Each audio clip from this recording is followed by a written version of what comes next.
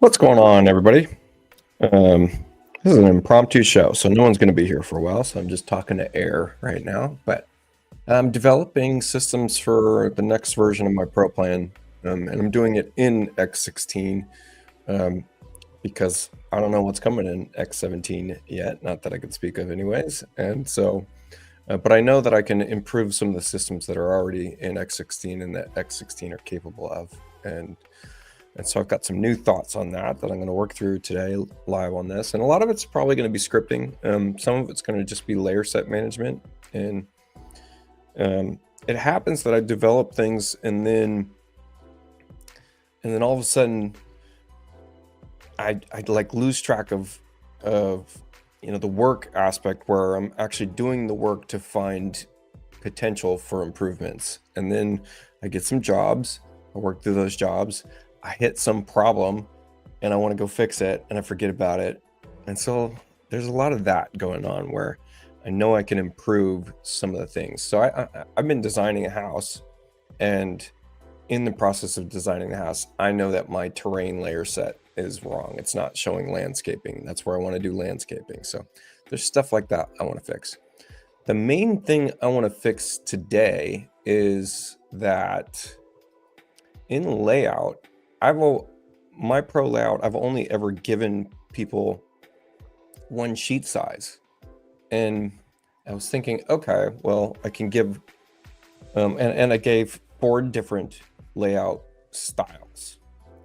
And I really only used one of the layout styles for the most part, but what I didn't give was 4 different layout sizes or multiple sizes. And I was thinking, okay, how can we redo sizes without having to provide, 30 different layouts, meaning that we're doing 4 different sheet size. Don't check my math, please. 4 different sheet sizes and 4 different styles.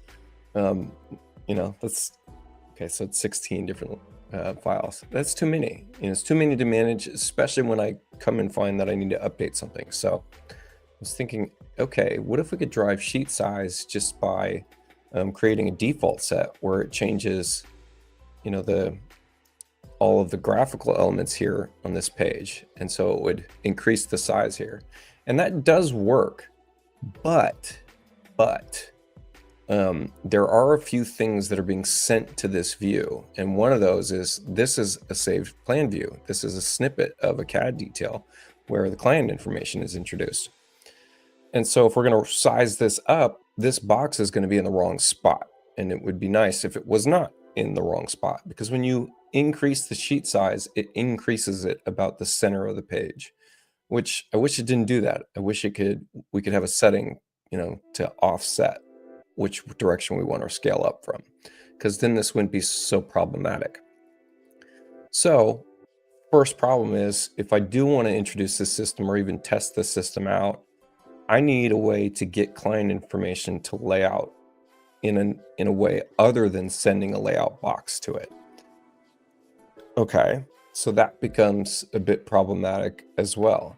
Now, a couple of things you could do, a couple of ways you could approach this. You could say, hey, from now on, we're inputting client information in layout. We're not inputting it in plan. And so we're producing something in layout. The problem with that is now we're getting away from this kind of rich text looking project information thing that's built from a schedule. You could do it. You could do it with combination rich text and everything, but it's going to move around, jump around. It's not going to look right. It's not going to scale right. So that's challenging. So the only other way I know of to get client information from plan to layout is using global macros. So then the thought here is that I got to come up with a system for this.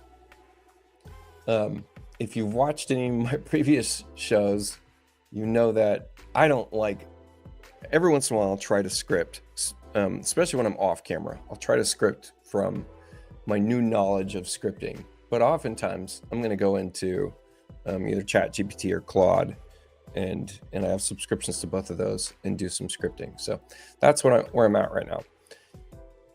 The huge trick that I'm utilizing here is that you can pass, there's a few, let me just show you. There's a few macros here that are global macros, such as client information. And so we've got this, here we go. We've got client name, for instance, right? And so client name is some kind of internal macro call that's happening. Basically a place marker text replacement thing that's happening, okay? And we have no way of putting this into another macro within text macro management. Not easily anyway. So what we can do is we can take that client information and put it into a global. And the way you do that is you have to use some kind of architectural object, and that includes lines. So what I'm doing here is I've got a line somewhere in here. There we go. It's just an invisible line, and in that invisible line's label, I'm producing some macro calls. And so I thought, okay, we're going to put client name and there you go. And it's going to go to some global that then we're storing and calling in layout. That's great. That means we can call it anywhere. That means I can resize the sheet size easily. Then I thought, okay, well, this doesn't display the way that I want it to. I would like it to just tell you, hey, you need to go input this if you have not. And so that's where I'm kind of at right now. That's where we're picking up. So I've got this single line of text. I'm going to take it into Claude, which I'll get up on the screen here. And you can just see me work through this now. I have a love-hate relationship with Claude and any AI that's doing some kind of scripting, because it's like dealing with an assistant that is the worst listener on the planet, and then on top of that decides to go rogue all the time and change script that was good when all you asked it to do is change the script that was bad. So it's challenging. They do have some new tools for that where you can kind of highlight a selection and do something with that, but I don't know. We'll try some of this stuff out. So here we go. I like to do voice to text for this. It just feels like I'm having a conversation. Then I'm not so lonely. All right.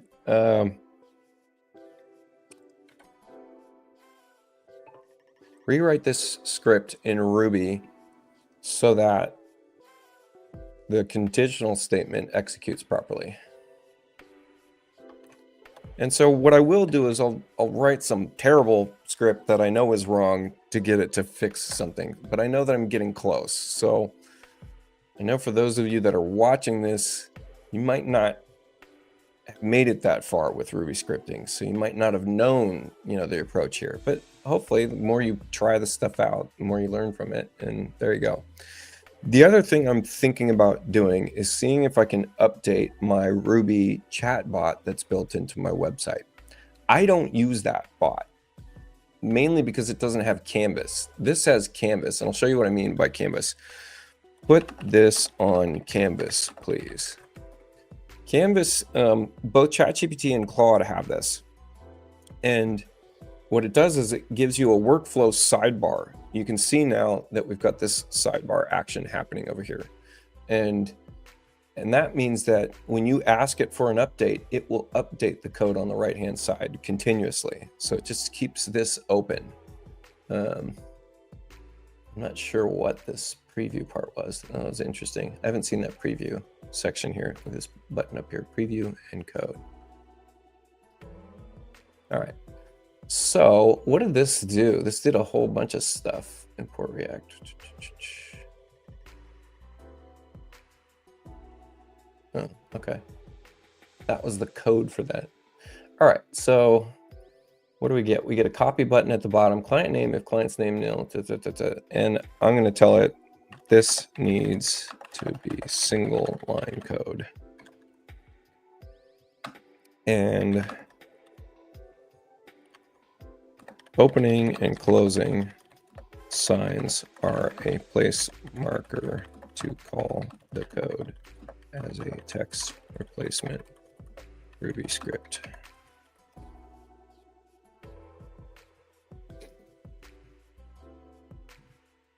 And by the way, for those of you watching, anybody that wants to, drop in some comments.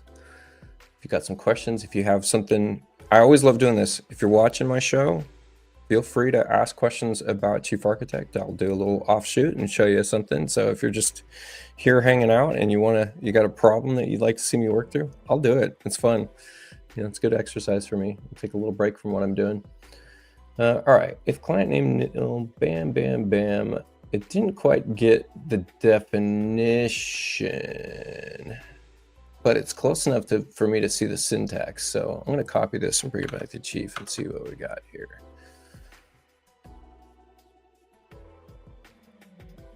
Oh, that's interesting. It dropped in the code as opposed to, that's not copyable. That's weird.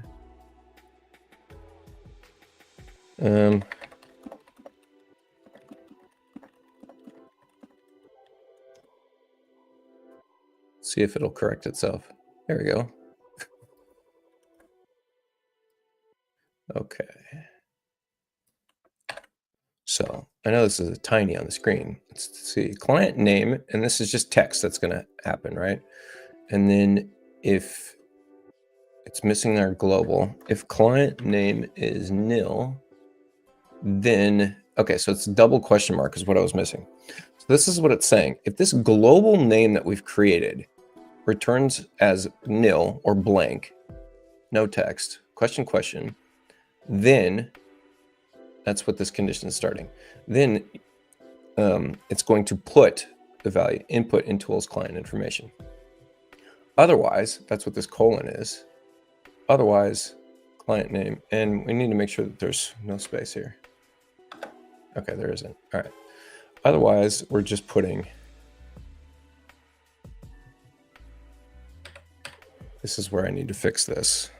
We're saying that client name equals, and then I think we have one too many percentage signs. Yes, we do. It thought that double was opening and closing. Client name nil input in. I think that's it. So what does this give us? It gives us client name blank. Dang it.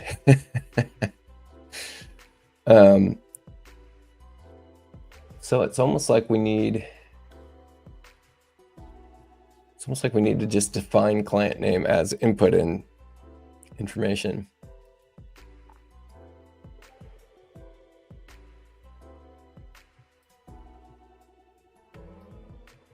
Let's see if I can explain this condition to Claude. Here is the corrected code, single percentage sign for open or close. I need to define the global client name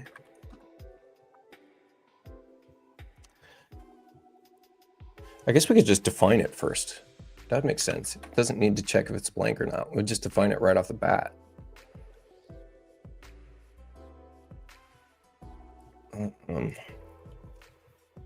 So it's almost like we're going to invert this, where we would say, all right, I'm going to take this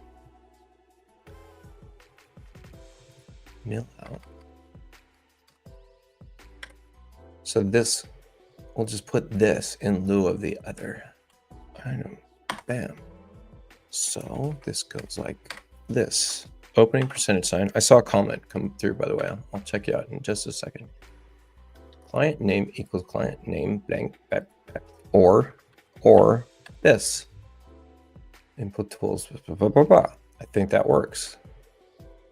Except for that I did something wrong. Input.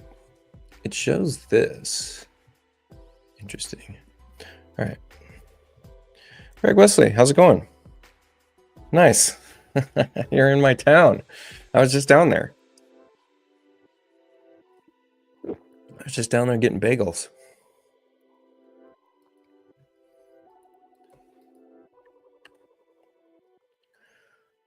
Okay. I know, Greg, you're going to buy the next version. I'll have to show you a preview of some of the stuff I'm doing. Client name equal. Okay. Name equals client dot name, quote unquote. Yep. Or, oh, we didn't need this because that closed it. That was the problem. Okay. Let's try that. And this didn't execute correctly. Why?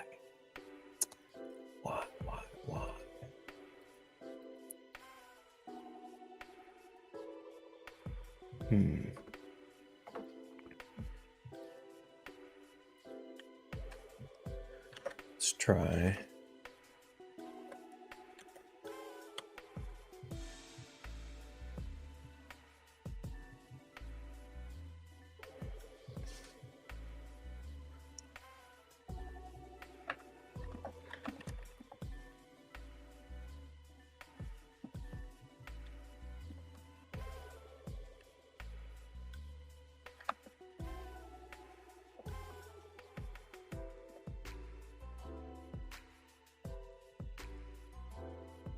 So I told it that we need to give a definition to the global client name. Otherwise, it's just going to be a continuous loop.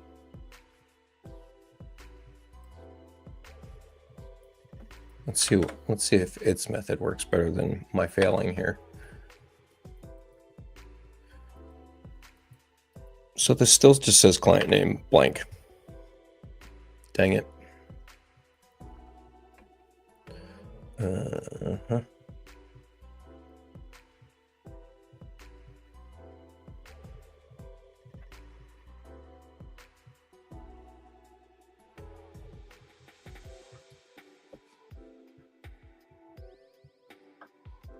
What happens when we just put client name at the end of this?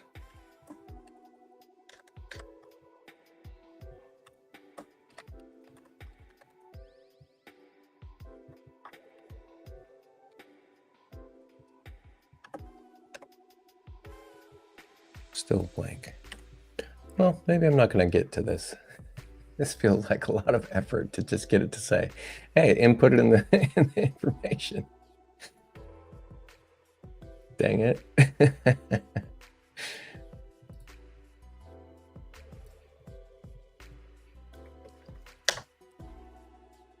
Let's put a forward statement. Input it in the information. That would have been a really simple solve. Oh, you idiot. Okay. So we're back to this. All right. Input in tools. Client information. Simple solution. You big dummy. Sometimes, I'm telling you. Sometimes.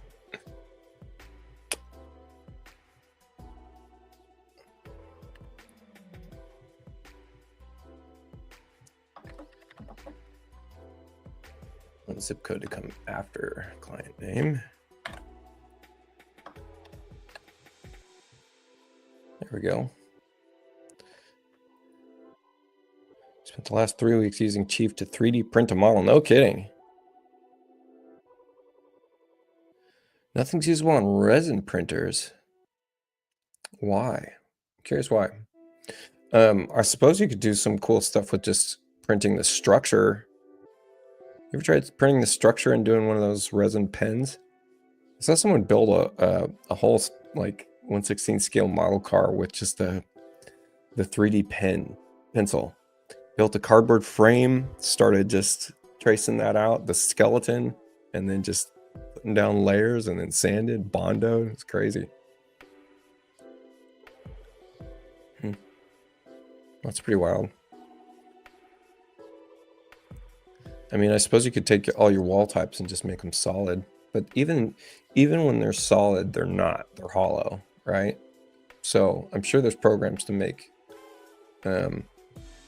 normals like fill. Dude, Justin, where you been, man? I haven't seen your name in forever. You must be working hard. Yeah, thanks. Yeah, I guess it'd be nice to do a little preview of the work I've done. It's not a ton. I mean, it was a lot of work to do, but it's a lot of work to fix some things that are just minor improvements, which is crazy that I even stick through that kind of stuff. Yeah, most objects in Chief are just thin faces. Yeah. Sabo. I don't know. I'll have to check that out. I'll have to see my watch history. Here is my change log. And actually, since I'm developing this one, let's just do a new plan and change log. So what did I do? Added additional generic macro input custom fields in order to get rid of them. Oh, so this is something that took a ton of time for a marginal improvement. Very marginal improvement, which is that now all objects and all schedules in object information, because we can't get subfolders here, I changed everything to just these generic macro input fields. And so these are formatted as numbers, and these are formatted just any kind of string, text, float, whatever. And then in the schedule, they're renamed. And it just makes it so that I don't need a huge list of things here. Even window details is going to go because it's going to become macro input 1 instead. I guess what's nice about that is it makes it easier for style palettes that are doing custom fields replacements.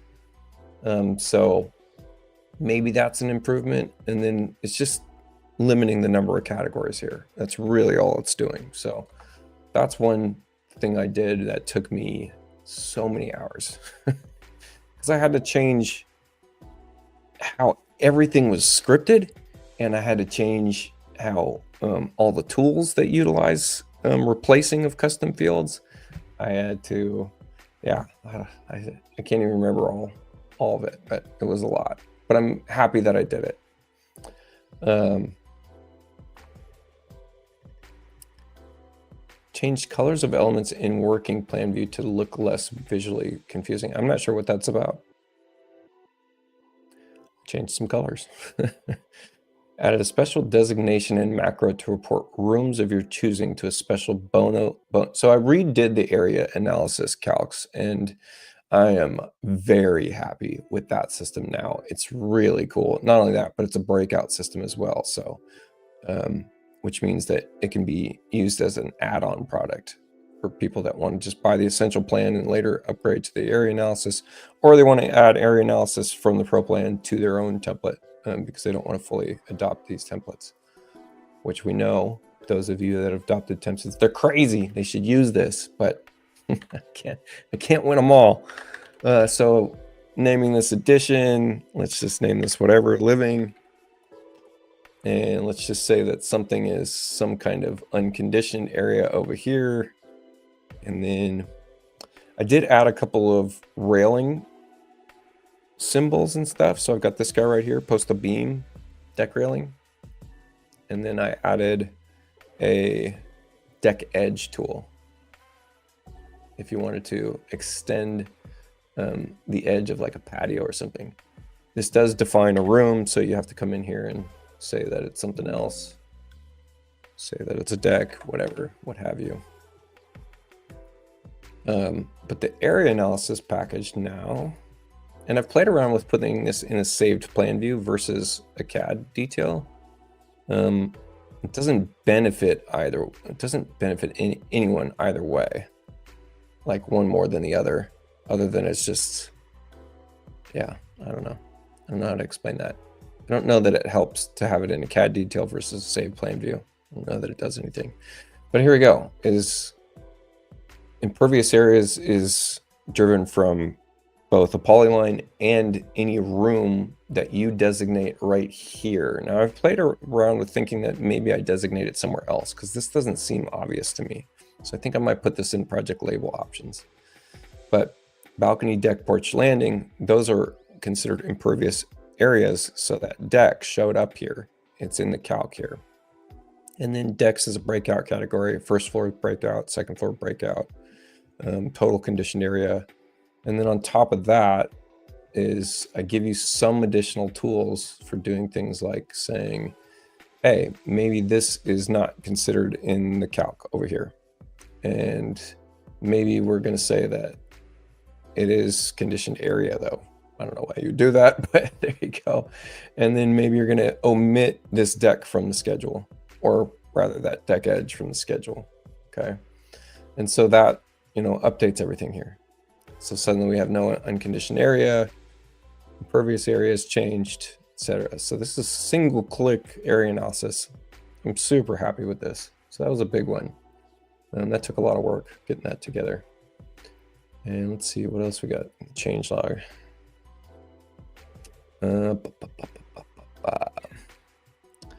bu- bu- you would absolutely not get any leaks from anybody other than chief staff right now, because everybody's going to be under some kind of NDA.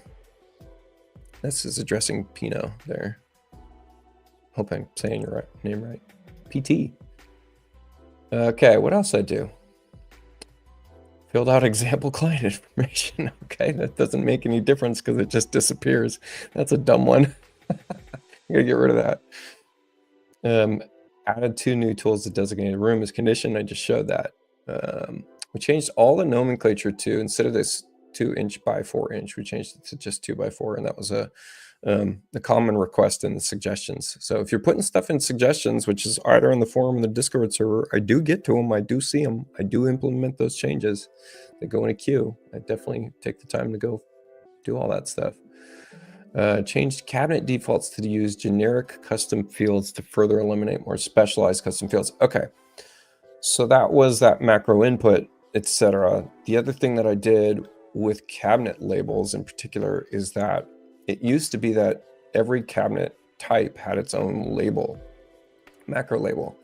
Now, instead, it has an interim label. This makes it really easy to do plan transfers. So in the label itself, it's just got, everything's just got cabinet label. This makes it super easy to conform an old plan to the pro plan, because then this macro is doing the conditional check for what type of cabinet this is to apply the correct label, which are all separate labels. So that's a pretty good one. And, you know, when we talk about templates, this is, because I sell volumes of templates, it means I get to put development hours in, and the more hours you put in, the more you find natural solutions to some of these situations. So it's like, yeah, you could watch the show and see how it's all built and go do it and get a good leg up if you wanted to do your own templates, just from learning from my mistakes. Let's see. I added a floor sheathing macro. That was a good one. Added an option for below grade room type. So if you wanted to just, you know, this is particular for, I think, Canada, where they need to show below grade room type in their area analysis. So just added an option to say that this room type is below grade. And so it's doing a conditional, one of the schedules is just doing a conditional check for that. Overhaul the door and window labels. Man, was this a big project, big project. And on your end, you're not going to know that it's all that fancy or fantastic. You'll just be like, wow, this works really well. But what's happening here is I added a bunch of, I split the labels. I split the labels of windows and doors. And so your exterior door now has its own macro system. And it still does something that not many people that own the Pro Plan, I think, even realize, which is that it still does,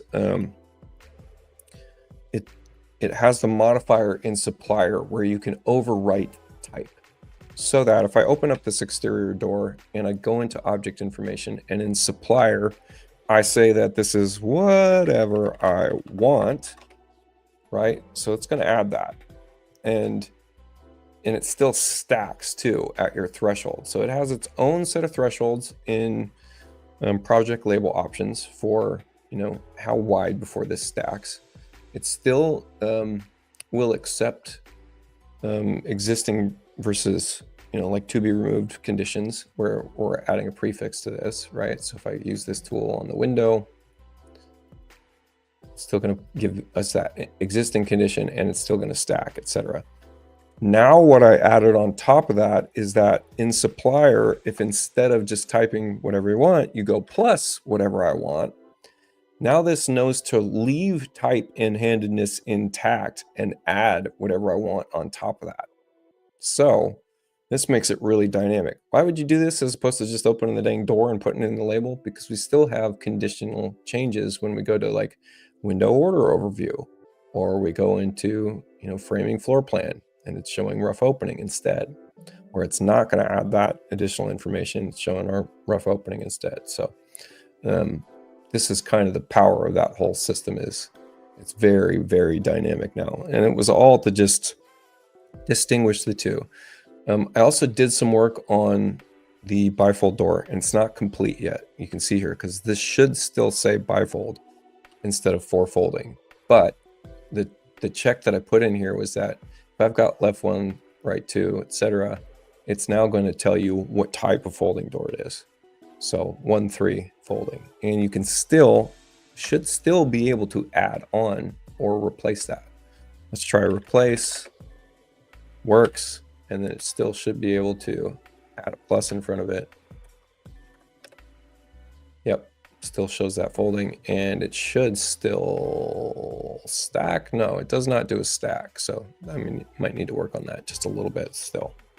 But pretty dynamic labeling. That one's been huge. We've got some more comments.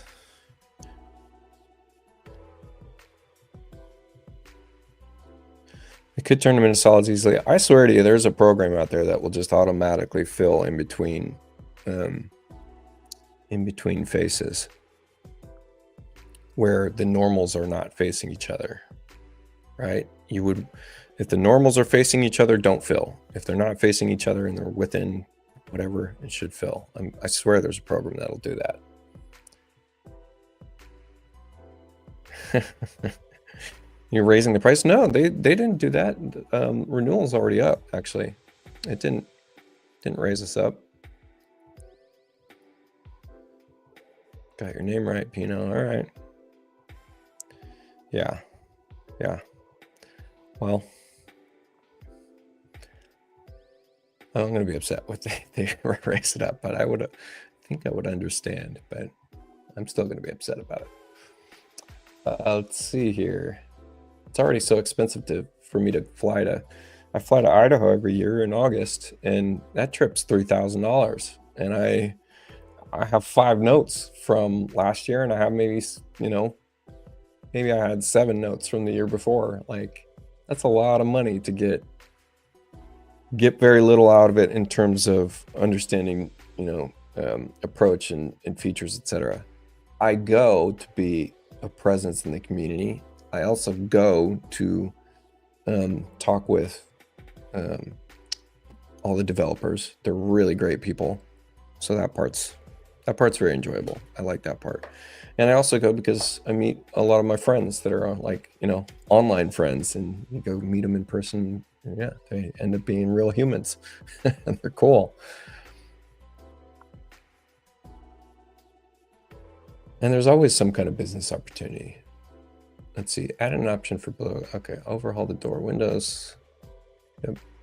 Elevation rows has been updated. That one was a simple one. I wanted to get back to when you open the pro plan that it's just blank. And in fact, I want it to be so blank that we don't even need to see anything here, right? That this stuff just disappears.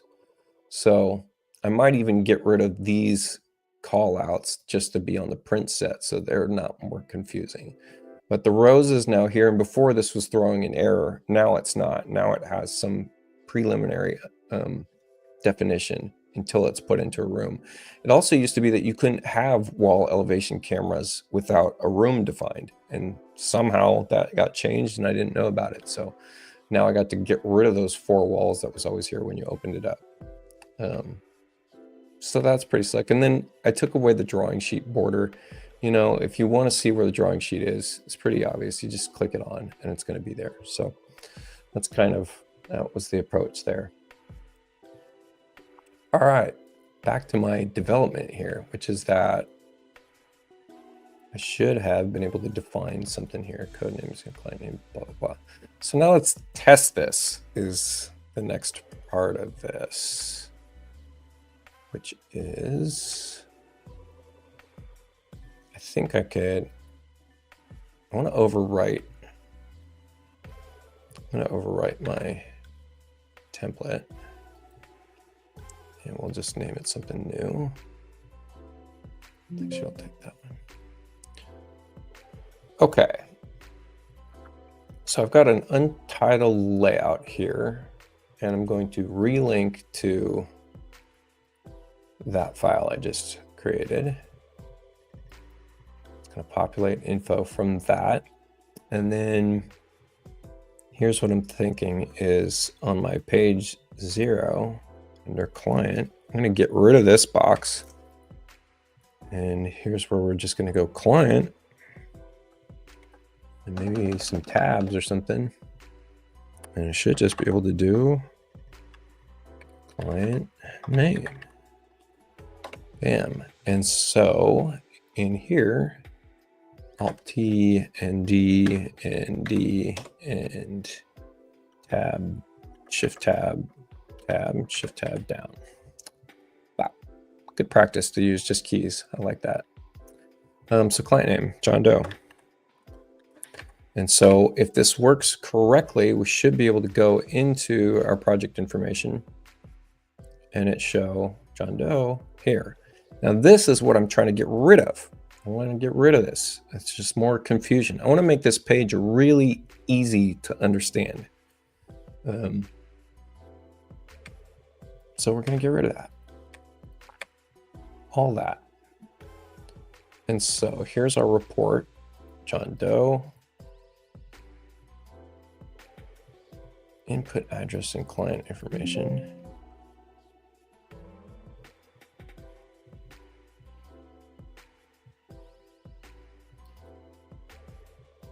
Oh, look at this. I have some little clever idea here. Street only rab. What is that? How is that macro working? It's funny. I built some of this stuff and I forget that I ever did it. Street only rab. What is this? This is... Oh, so we took the global. So here's where I did a conditional check. Oh, and this builds a street address, which is clever, and it's building it from. So I could actually take this macro and put it into the layout as well. In fact, we could just export it. Street only macro. And I think that might work because street only is already using a global. So John Doe and then import in layout, street only macro. Okay. And does this work?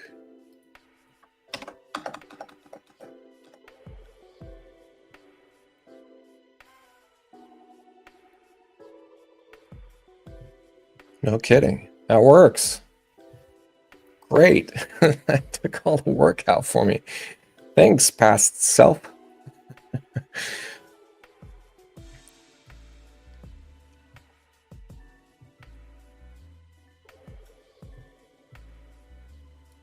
Rabbit on the run. What is that? I'm unfamiliar with that. Is that a common setup? Tell me more. Also, why is my head square? I want it to be rectangular. Does that get rectangular? There we go. See if we can update this layout now. There, I'm a rectangle head now. Cool. Now you can use hand gestures. Yeah.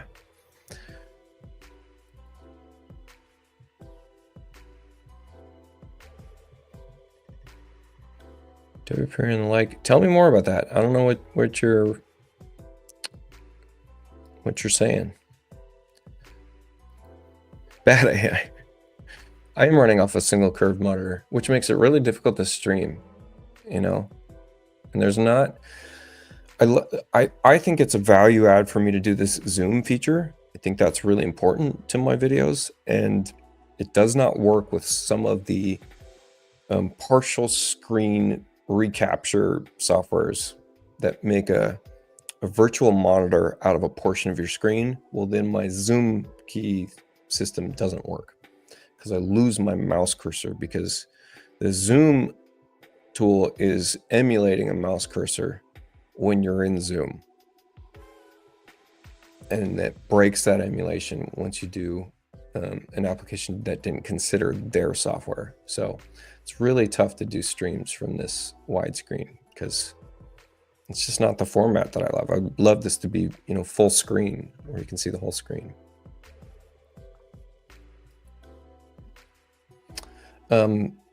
So if this works, Then what I get to do is, what do I get to do? So this is a different screen size. What else? What other elements am I sending? I don't think I'm sending anything else from plan here. So it's just these elements. So I get to just, I don't want to size this up. I just want to drag it down. So here's what I'm going to do. I need all these to be, on their own single layer, right? It's just going to be, and so we should call it whatever it's going to be, the print size. So I'm going to make new custom layers. I am such a stickler for no custom layers on plan. I try my hardest to do the fewest custom layers possible. I think it just makes a lot of sense for people learning and coming into a new template. But for layout, I don't think I care. I don't think anyone messes with layers on layout. So I'm going to just say that this is Arch D.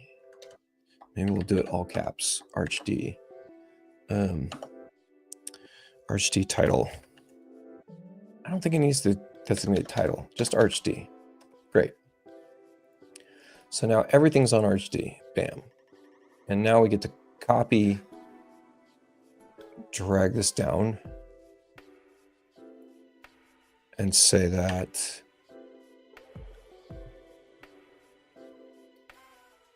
everything is now on, this is ANSI D. Okay. Right. And so I want, for the default set, we're going to copy a set and it's going to call Arch D set.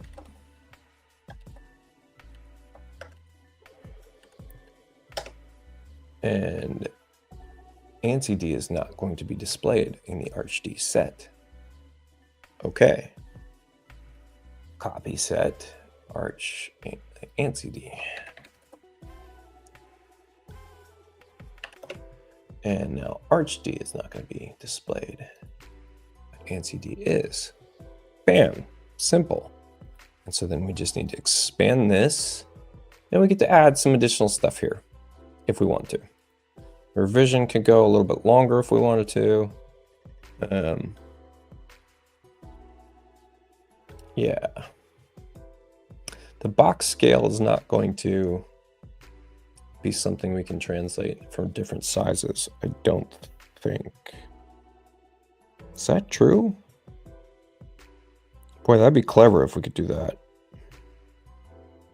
Let me think about that. I don't know that I need to resize anything here. This actually looks pretty good. I like its spacing and everything. Maybe the sheet title could go up a little bit, so we could punch these over a little bit.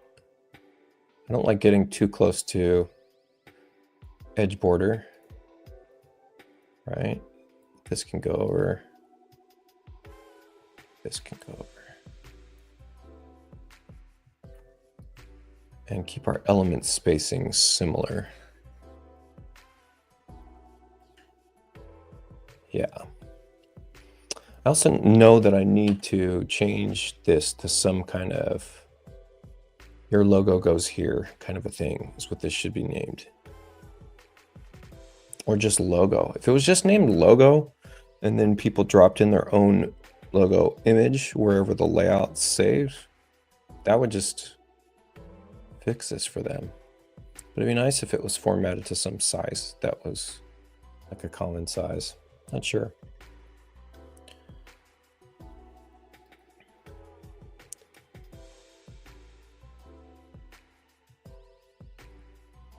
Cost to build stuff. Yeah, the only problem with that is you have to model your model perfectly. I have actually just started designing my very first Stockholm plan, and what a process.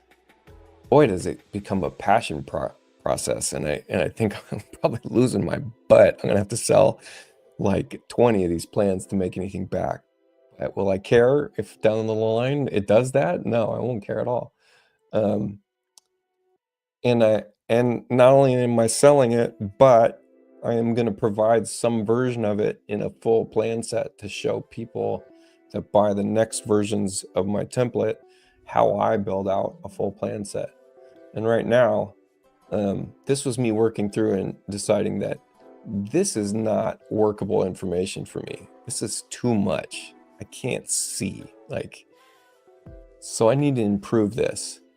I do love the amount of time I put into making my landscape tools look very similar to some of the main landscaping softwares out there. That's awesome. But for the most part, this page is just awfully confusing to me. It doesn't look good.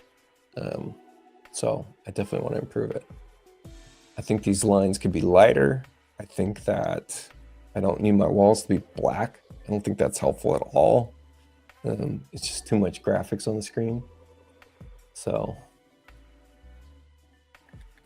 I'm gonna fix this, but I'll show you a little preview of what I got going on here and what I did.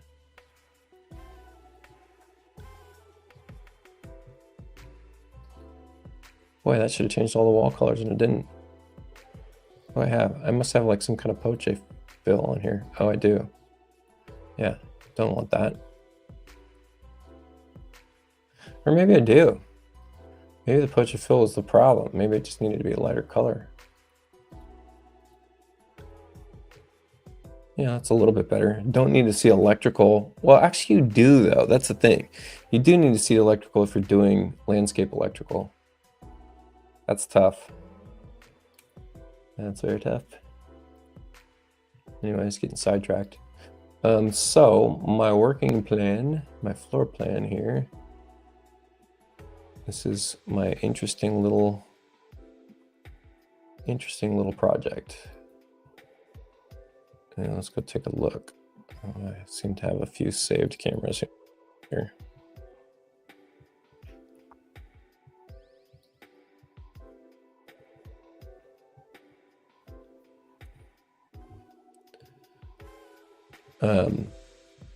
Yeah, this is my passion project. Very first stock home sale. And I'm just really happy with where it's going. I need to do some edits about floor layout. It's not quite right yet. I haven't figured out powder room yet. I haven't figured out, not finished with the master. The master is getting close. The kitchen's a little bit underwhelming, but it'll get there. And then I've got some cool little architectural features happening on the interior side that revolve around this turret. But I can see a couple exterior edits, but man, when this pops up, I love this as much as I loved it when I shut it down last night. Is that this immediately stands out like, man, that looks like a nice house. So I'm excited about this. The other part about this in terms of stock home plans, and I don't know if this is a sellable feature, but it's been my idea that I'm gonna host somewhat semi-modular hillside residence where you could or could not add the lower floor, right? So this could be a single floor, or it could be 2-floor setup, where the location of the fireplace just gets edited for, the location of the staircase gets edited for some feature like fireplace if you just want the single floor plan. And then let's just do a little roll around here to the back. I have not figured out the side elevations yet, and I'm not done with the rear yet either, but I am liking where it's going in the rear. I was messing around with different window types, portal window, stuff like that. And then the major thing is I haven't figured out the structure on this and if it's even feasible at all. So I haven't designed the lower floor yet, and you need to make sure that I've got, bearings transferring through the center of this where I've got this massive ridge line. And I think I want to raise this ridge up to do something in order to get this line to meet here. I don't want this flat section. So this roof line needs to go up, or the turret needs to go up. And I like the size of the turret. So I think this whole ridge line's got to raise up, which means that I might have to change the pitch of that major ridge line.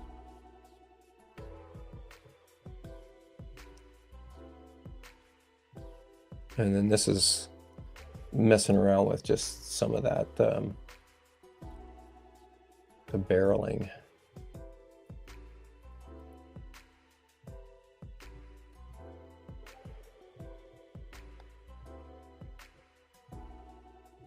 Yeah.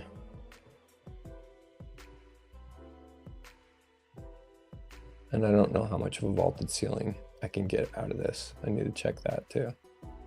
But the walk-in is pretty nice. So it's getting there.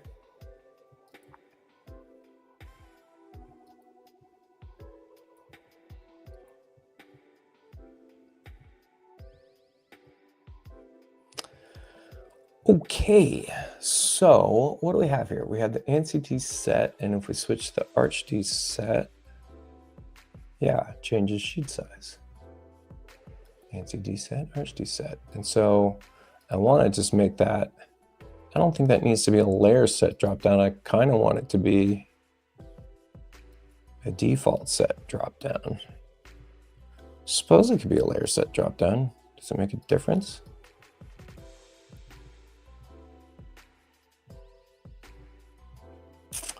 Yeah, what do we get with default sets here? Rich text, callouts, markers, dimensions, none of which you'd use, and current CAD layer. So if you're doing something with CAD, but the CAD layer is, does the layout box get sent from CAD? I don't think so.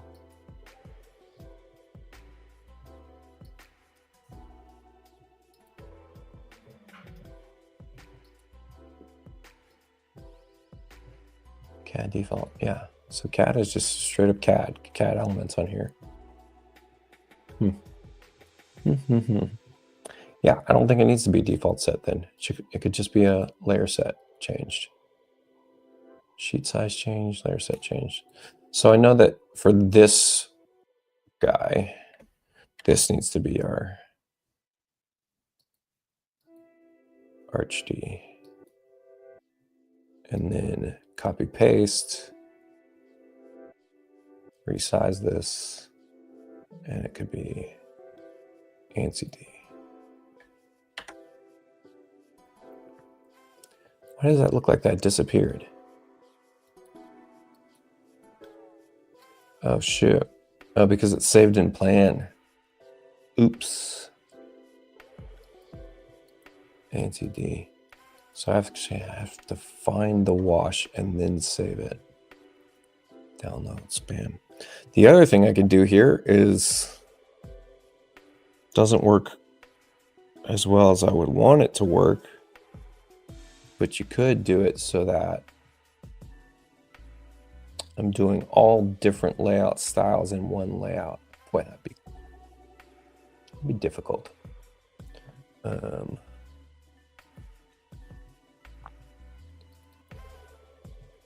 Where's my washes? Wash 0.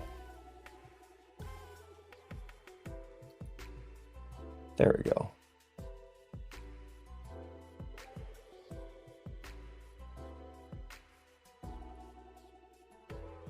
Arch D, ANSI D. Bam.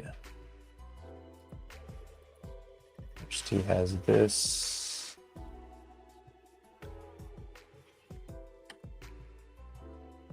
I don't know that this logo needs to be here.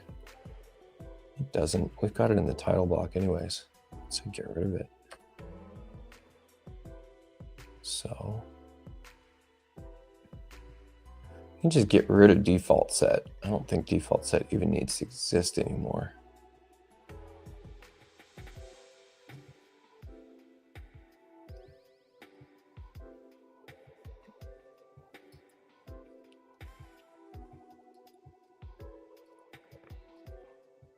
Cannot delete. The following views are using it. Changelog, amended code cycle set. Okay, so different views. Oh, and different CAD details. Funny. Okay, I guess that makes sense. Different CAD details. Does that matter? I guess so.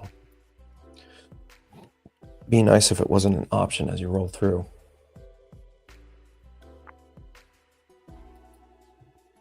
So it's not just going to be ANSI-D. This is going to be ANSI-D design 1. Oh, this is getting complicated.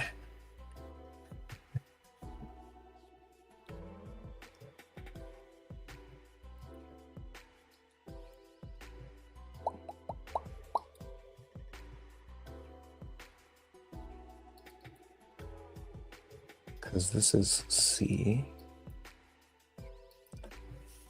Whole different sidebar deal here.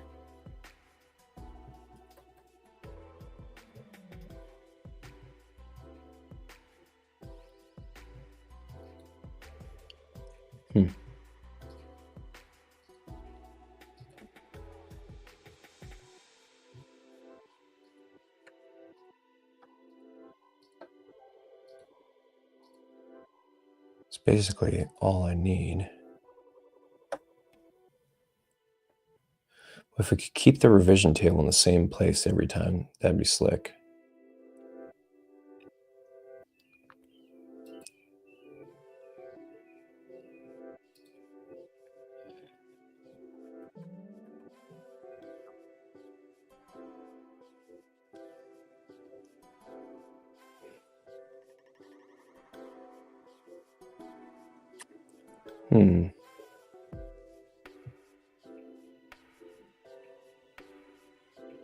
There's a problem with this version because this version chops its vertical leg. I might get rid of this version. As you go through this, there's 2 layout templates for this. And one of them in the elevations uses, oh no, it doesn't. So this is for a small plan set. Smaller sheet size typically. It's like a tongue twister, man. It's just difficult to even think about. Okay, let's try this. So, oh, look at the paste hold position. It was in a totally different spot. So those layouts are built in different spots. I must have moved this one for a reason. So this is going to be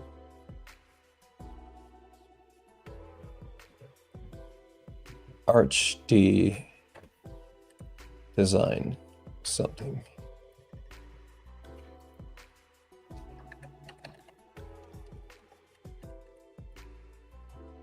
Design 3.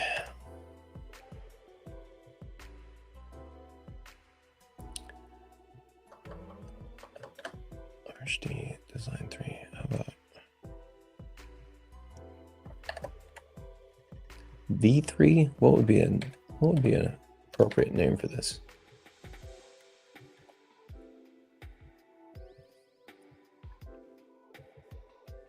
Layout 3. I don't like V. Layout 3. Or maybe we'll name them. Let's name them. I like that better. It's easier to understand when people are going to be talking to me about it. What's a good name? Anybody?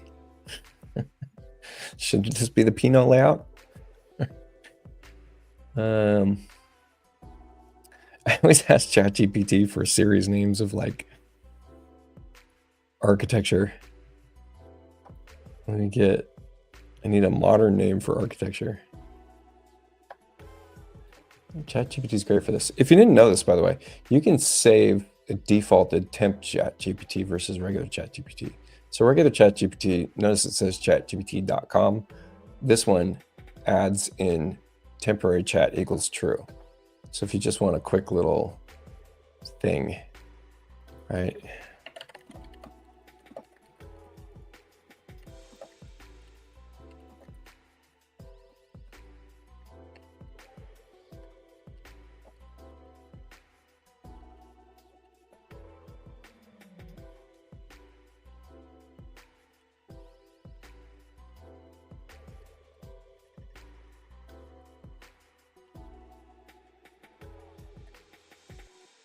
I don't know why this came to my mind. I gave an example of modern as the name Hollywood, and then traditional as Gertrude. Like, does that make any sense to anyone? Oh, I left Gertrude in there. I think this one gets to be Eleanor. I like Eleanor. Or Nova. Nova's kind of cool. Does this remind me? Yeah, this kind of reminds me of Nova. All right. So we'll call it the Nova layout. All right. I like it. RC Nova layout. Cool.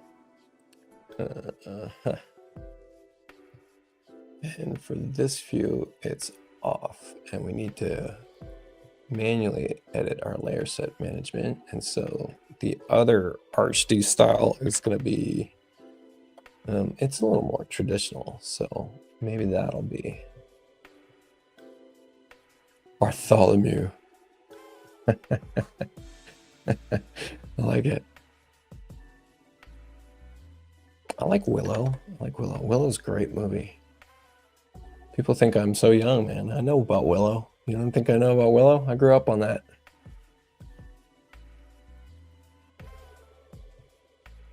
So rename ANSI D, and then what did we do? We did, oh, I made a layer called that, but I didn't make the, you need to make a layer and the layer set management. Okay, so ANSI D, and this is Willow. And ArchD is Willow.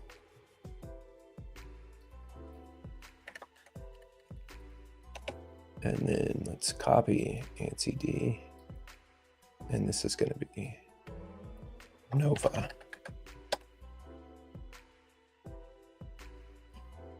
And this just needs to be renamed Nova.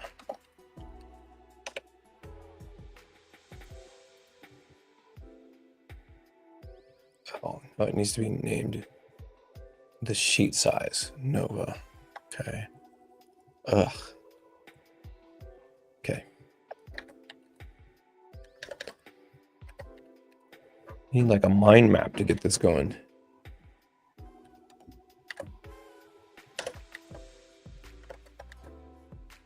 ANSI Nova.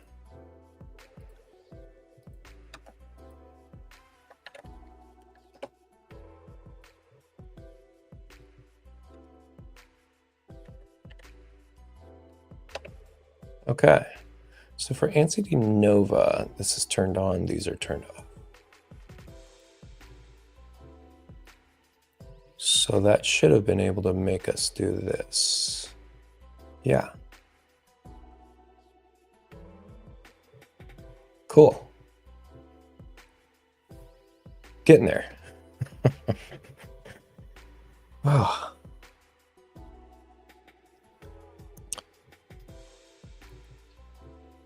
I have a layer developed for each builder I work with on my layout. Each builder has their own default set. Builder A populates all their info. A layer developed for each builder. Each builder has their own default set. Yeah, okay. Including logos and stuff like that. Yeah, it'd be cool if I could. How could you switch logos without having to do all these custom layer sets?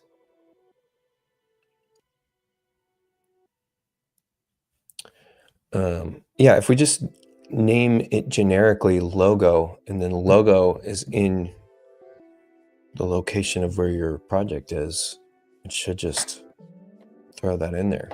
I know people wanted designer information too. I need to add that to these, so I'm doing this work backwards. I need to make all the updates before I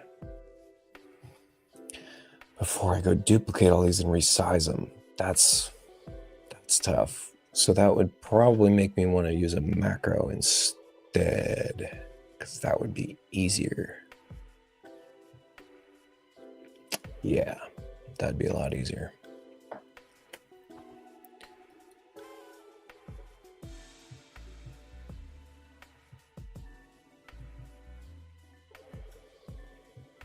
Yeah, I always check plot at half print and have a note about that. I need to add that note into this as well, in this title bars somehow. So there's that too. Okay. So now I get to copy this.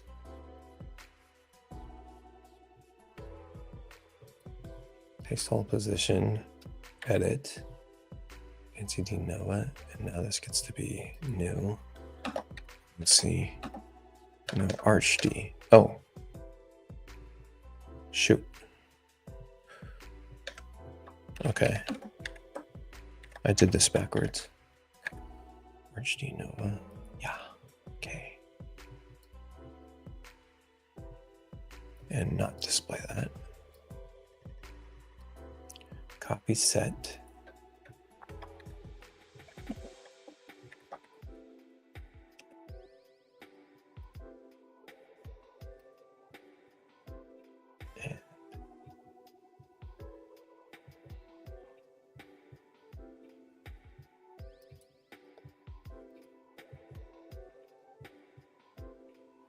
So now we're on Arch. So that's ArchD Nova, and now ANSI Nova.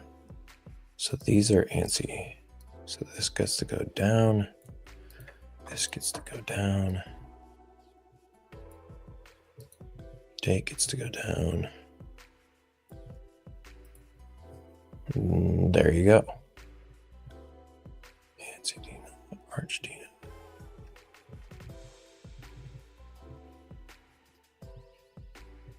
Okay. With these, I need centering tools. So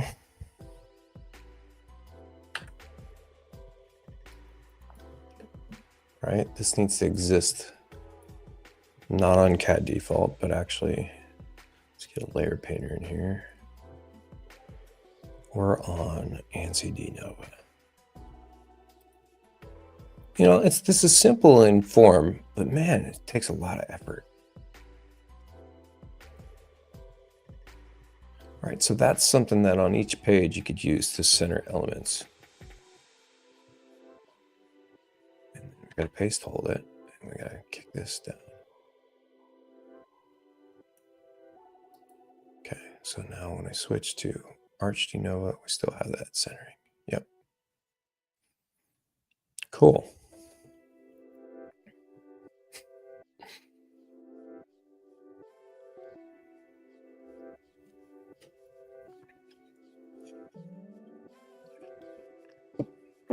So back to Willow, and we want designer information here. Scale goes here. Scale doesn't, I don't feel like the scale's ever that large.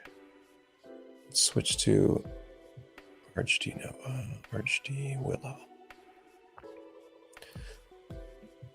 So it's weird that I have the date and revision so large, and it would need to be.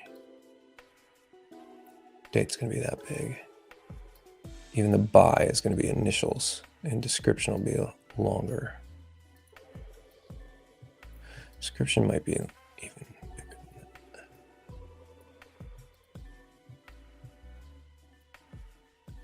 Okay. That way we get this and this. In designer information, I'm just going to have people put right here because there's no other useful place for this. So I don't think you need to put designer information in your plan. Although I guess it's nice to put it in one place and have it be done on a plan by plan basis. Good question. Just a lot more scripting and other dumb stuff I need to put.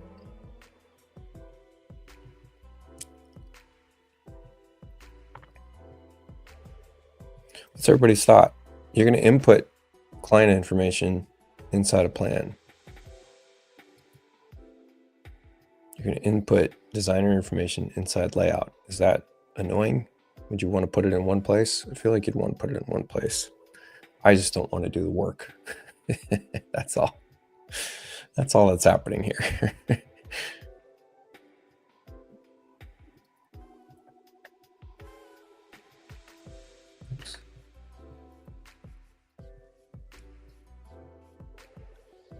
Must be a reason I gave scale such a big thing and title information so small. Can we squeeze here?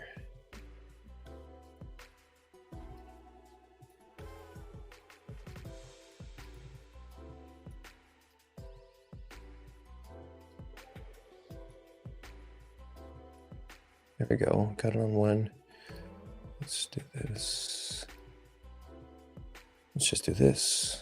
We'll do this. And we do that. Oh, it's the same size now. Same exact size. So that divided by 2.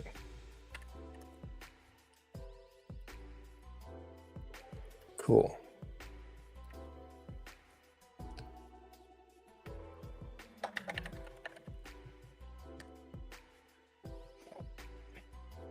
It'd be a lot easier for me to just replace this with global contact info designer name.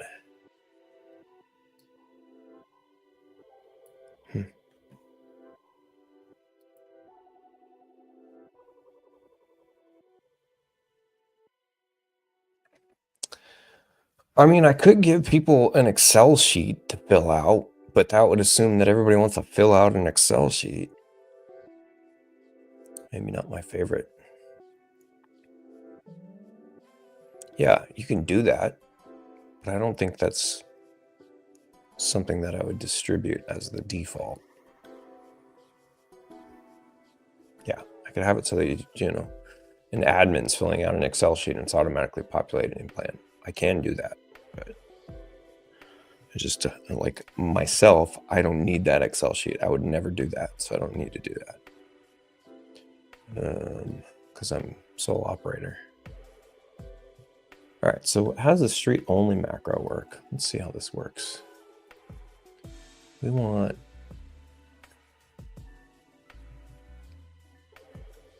so this just needs to be duplicated as designer street. Copy designer street. Designer street is designer address. Designer address using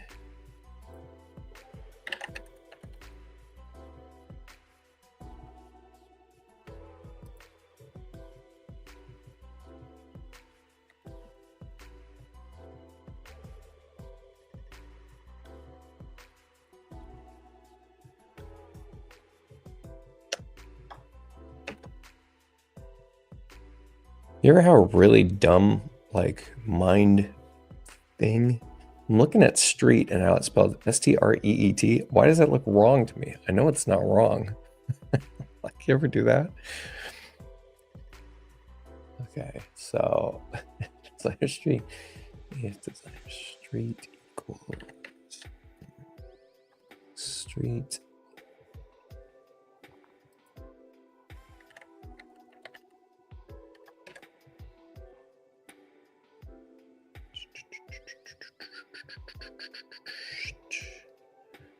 that should be everything.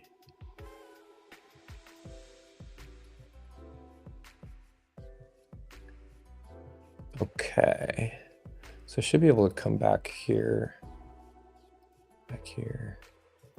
and this is my, nope, that's not where I'm getting street. Where am I getting street? Here?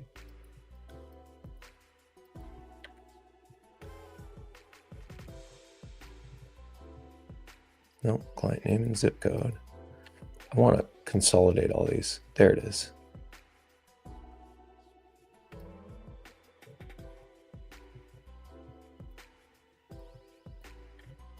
So I just want to copy this.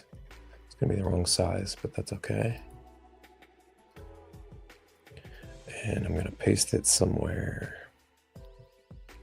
Where? Probably put it in where the sidebar is. Where did that go? It pasted. Where did it go? It's a locked layer that's displayed. And it's probably itty bitty. Is that how it works? Is it itty bitty or super large? Line style, show like selected line. 87 inches sounds large, but sounds super large. Let's go 2 inches. And let's just put it at 0, 0. So we see it. There it is. Oh, so it's itty bitty. Oh no, it's super large. What? Whoa, it's way up here.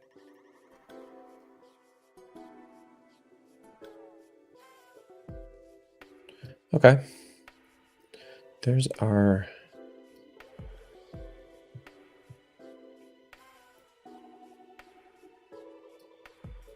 input address, design, input address, and client information.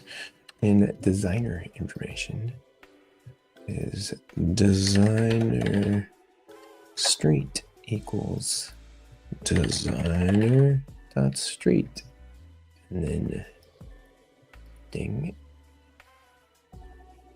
ding designer address.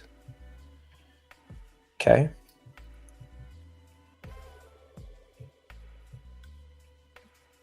Why is it still saying that? Why is it still saying that same thing?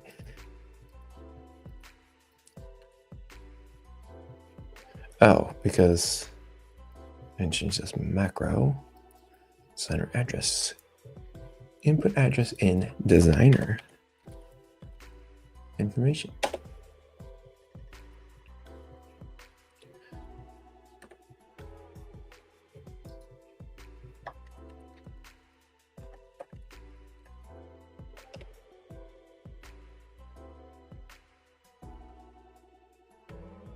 In fact, I could just put this. I can just put this down here. Let's cut this.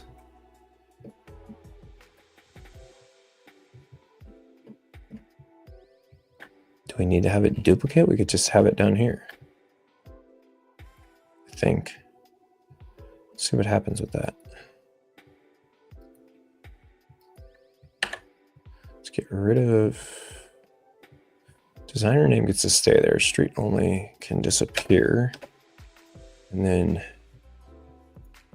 the do not delete part of this.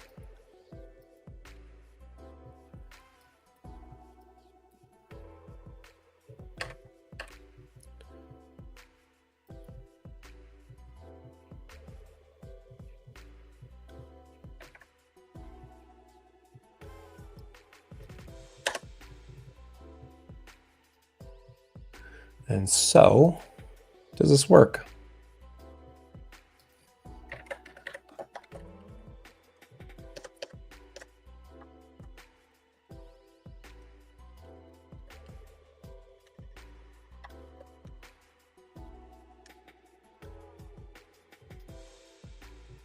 I didn't do it. I didn't do anything.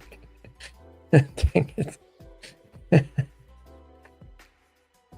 Designer street equals designer. Well, maybe I have this macro wrong. Let's try this.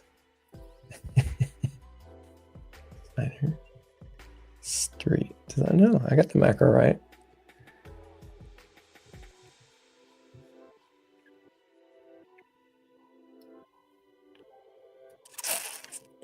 Yeah, what did I do wrong? I don't know.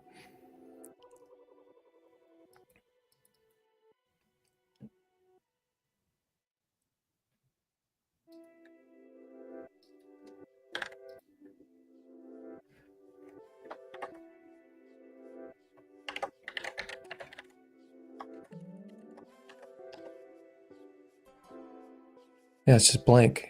Interesting. Why? Why is that?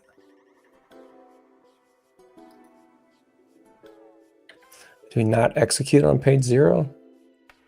Why not?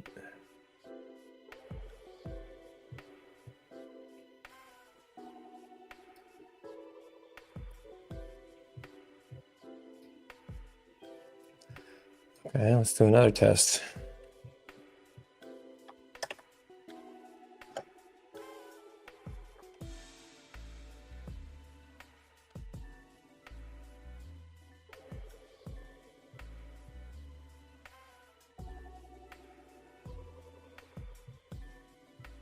Oh, well, it's showing blank, even though I clearly filled this out, right? Did I not? Oh, I put it in client information. What a dummy. Man, all right. Let's try this again.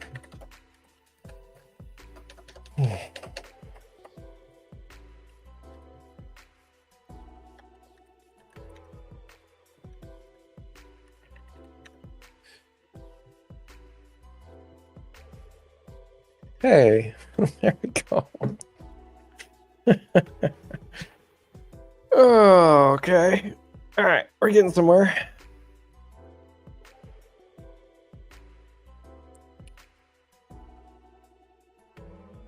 It didn't give us the full statement, though.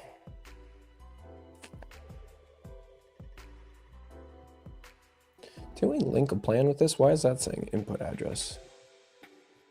Yeah, we already have a linked plan here. Yeah, we do. That's not good. Oh, maybe we didn't put address in there. Okay.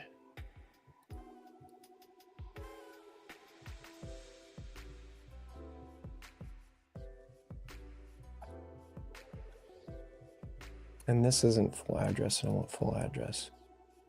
All right, let's get back to this. Tools, client information. Client information, okay. 4321 testing lane.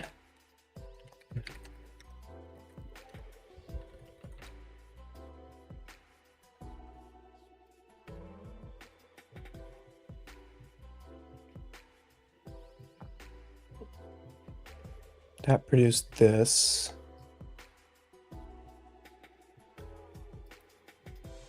And that should have produced this, but this isn't the full address. I need the full address. So where's this coming from again?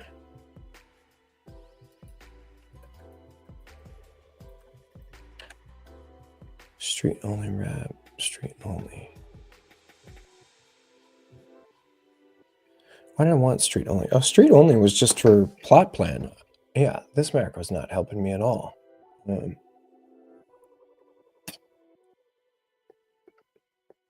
want to be grabbing the full address information from template plan.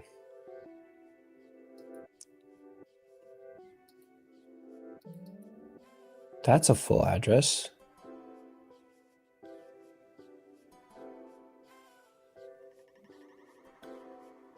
No, it's not. That's just, it's not the city. Okay. So to build a full address, let's just grab this.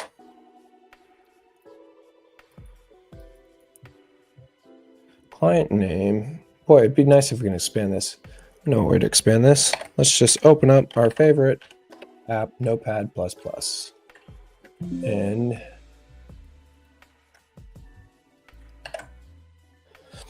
here we go. Set our language to Ruby. Okay.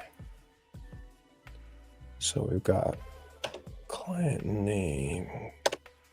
We've got zip code, address. So street is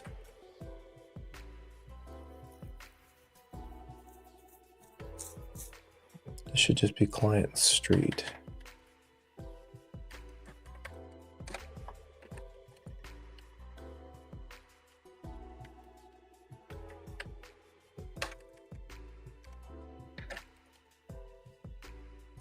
And no to I.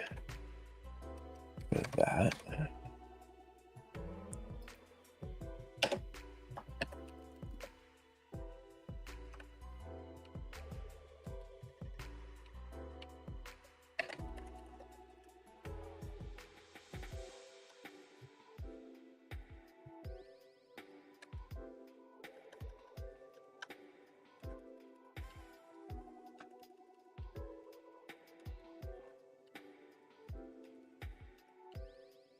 Okay.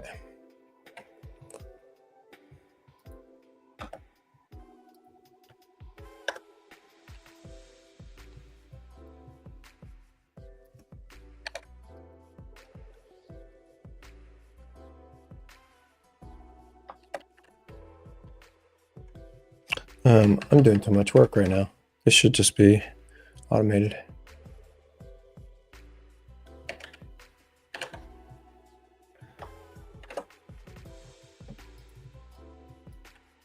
Let's get Claude to complete this.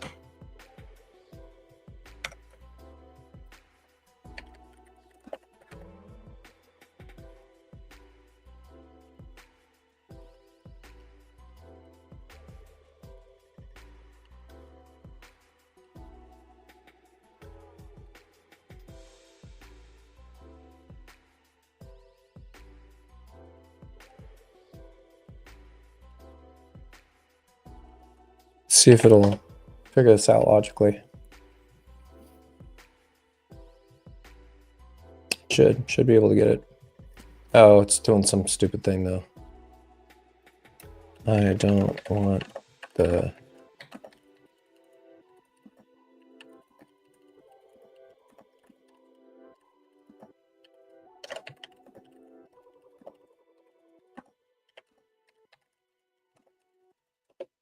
I just told it to ignore previous conditional checks because it was trying to rewrite based on its previous instructions.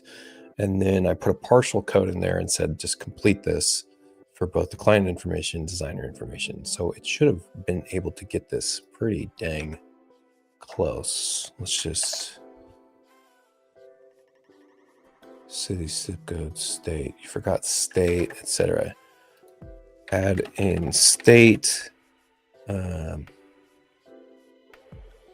Also under client, add in APN, which comes from client.fax,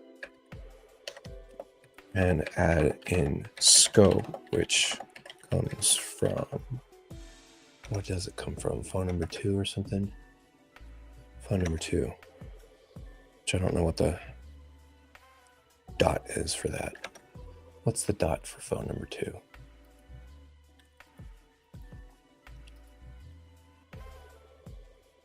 Client info, second phone, client second phone.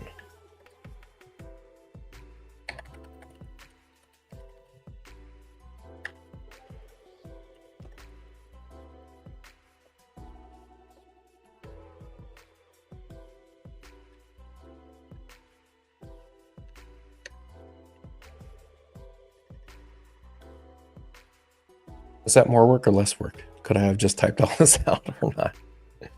No, I think this is pretty good. Did pretty good. So should be able to come back to this and punch in all that. What do we get? Look at that. That's pretty good.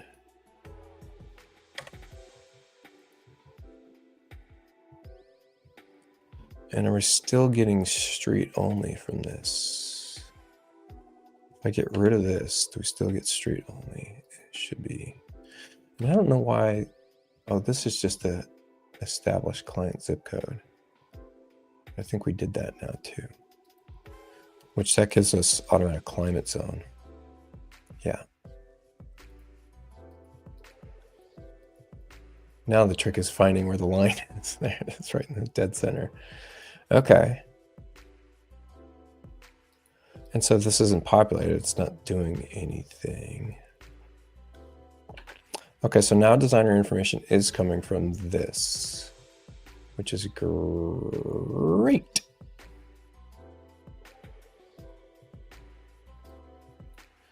And so on the layout side,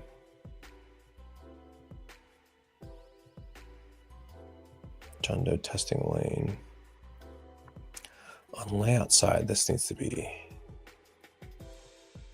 basically we're going to get rid of this designer address. So I want to strip designer information out of here. we're not fighting.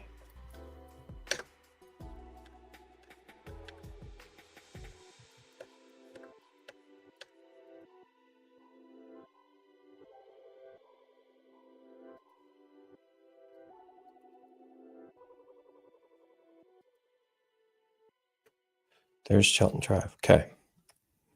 Okay.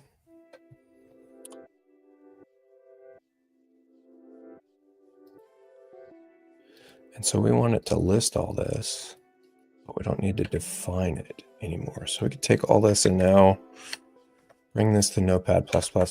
This is so much work. Is anyone still watching this? That's so much work to get this all set up, man. I hope people appreciate it when they buy this stuff. I hope it's very obvious how much work goes into this. Okay. So get rid of all that. There's our... And we're just calling. And I don't think I need to put name or anything. And no quote.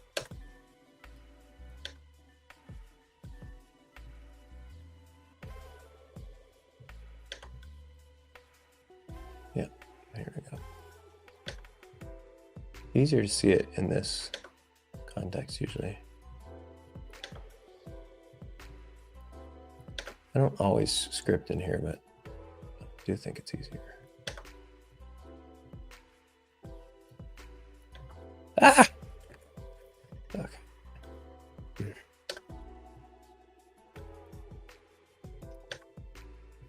Okay.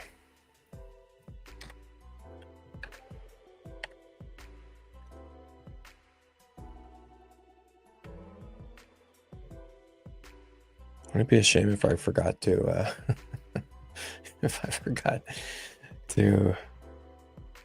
oh, I don't need this line anymore. If I forgot to save this, wouldn't that be funny?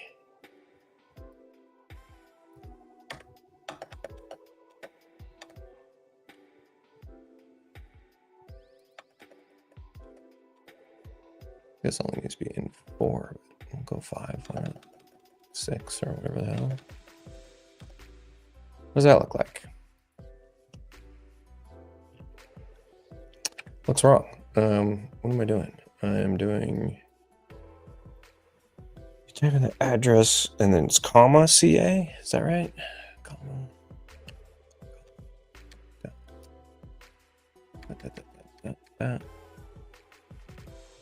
Blank.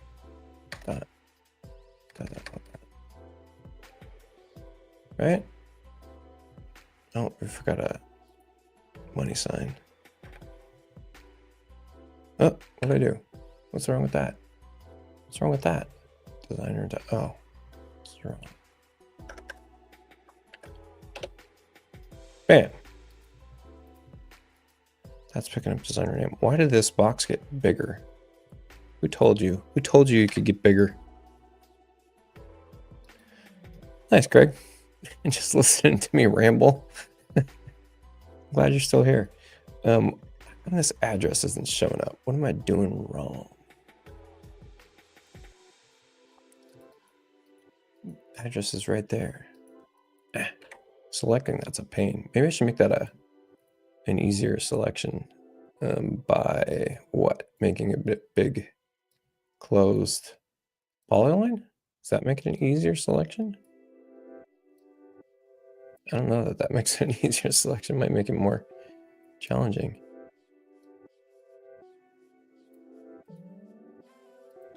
Oh, that's kind of nice. Yeah, sure. Okay.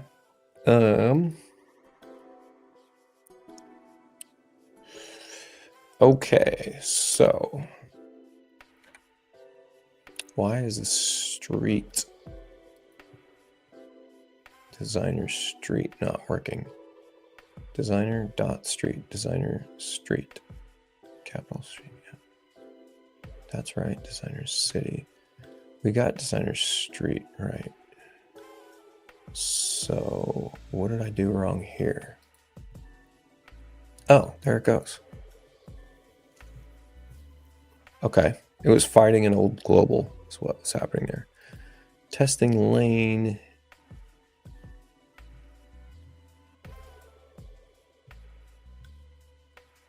Now we're using street only wrap. So this is same setup is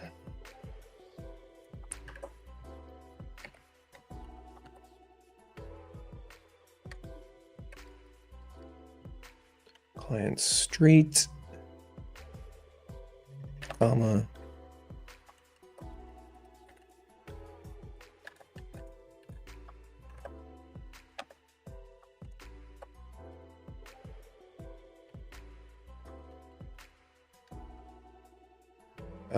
how's zip code written?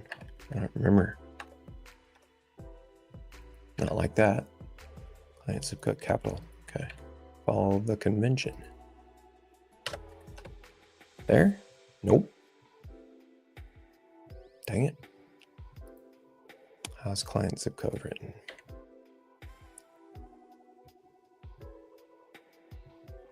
Client zip code. Yeah. Client zip code. Okay.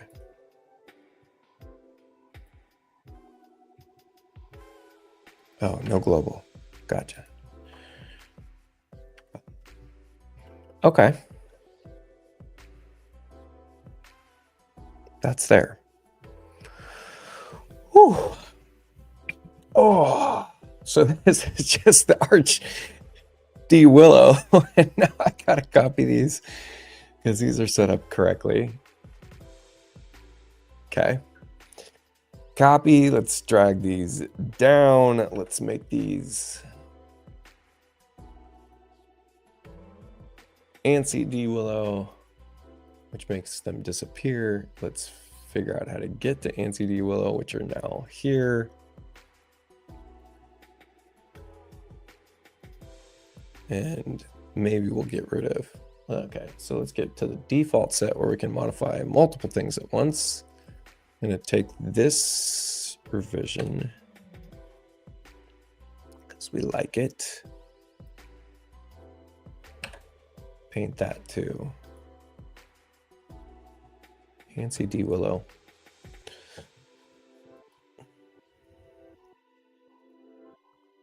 Let's kick this over here like so. Oops, what is that? That's John Doe. Kick this over here like so. Let's kick this over here. This is hard to do.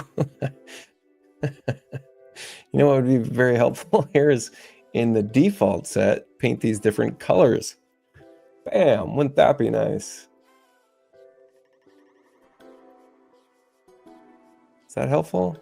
Yeah, kind of is. Actually, it very much is. That's very helpful. Okay.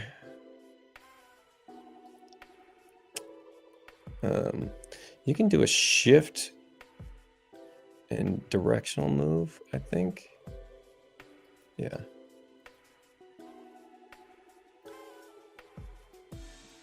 Where's our old client information? There. Gets to go. Signer information gets here. And then, yeah. Yeah, I think that works.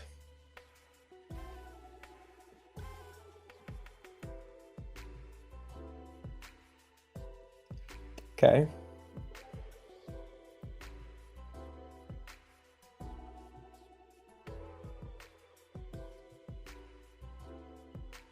So now I got to copy, paste these, paste hold, and switch this to ANSI D Nova. And then turn off Willow, turn on Nova.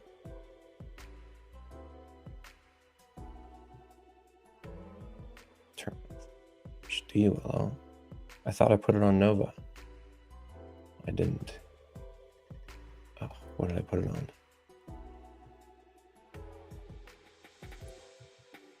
Oh, ANCD now. Okay. We didn't even have client information in this one. Oh, because it was over here. And no revision table.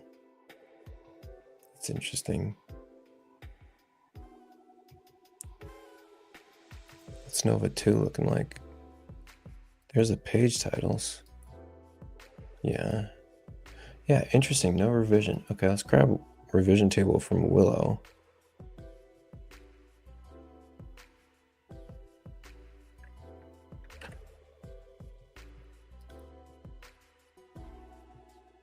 ATD.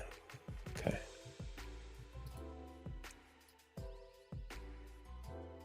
Grab the cat box. Good job.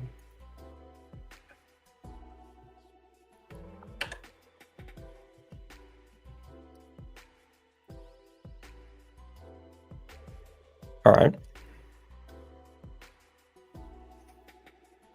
So this is, I think this goes here like this.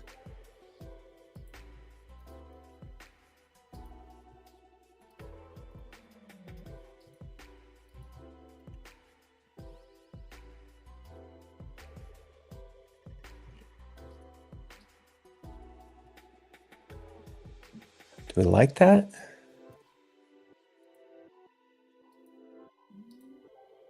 Maybe do we like that?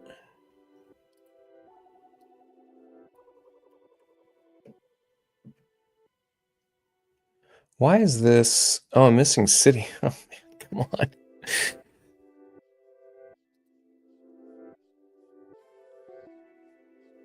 Client states, client. I forgot. I'm losing my mind. Okay, so forgot a very important thing here. Client city. You beanbag.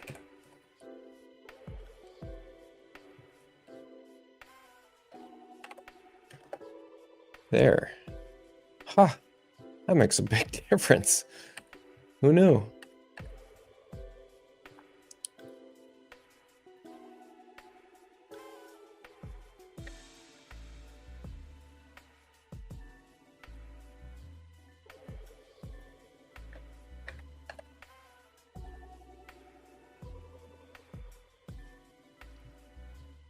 Okay, this is moving.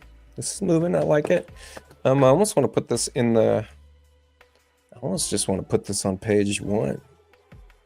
No, I don't. They want it on multiple pages.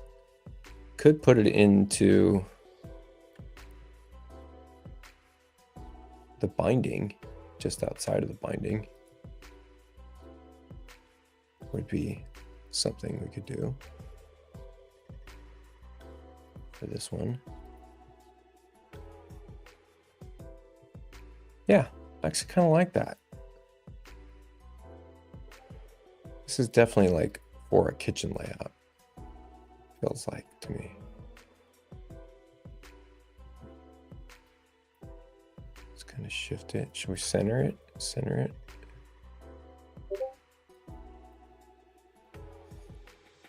Yeah, kind of like that. Yeah, I would only use this for kitchens. Cool. Okay. So just get the switch layer sets to get different sheet sizes and designs. So now we gotta do a little shift copy, copy paste, paste whole position, change the layout to Arch Nova. And I think Arch Nova just gets the chill on this one. Arch Nova just very few differences between it, just shifts that down. Interesting. Okay. Wait, we gotta check that this actually works. So let's go print drawing sheet setup and then Arch D2 ANCD.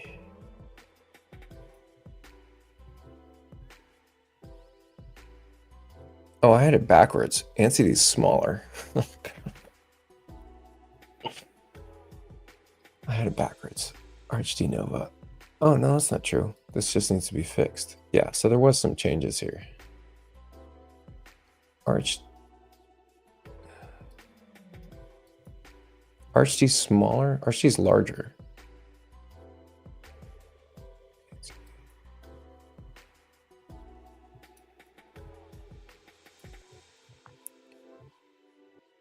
NCD. Archd's larger. And how do I have it? I have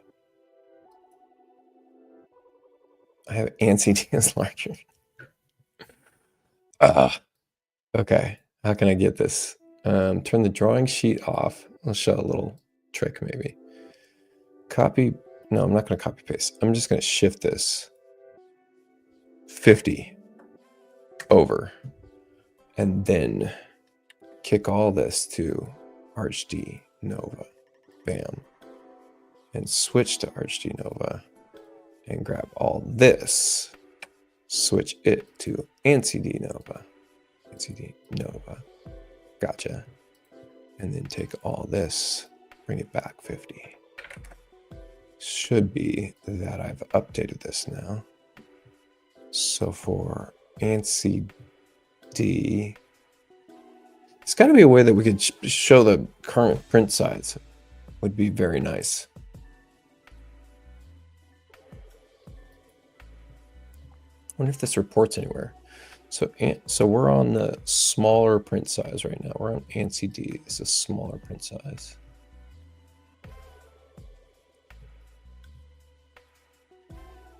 Yeah. And so I need to move this and these down.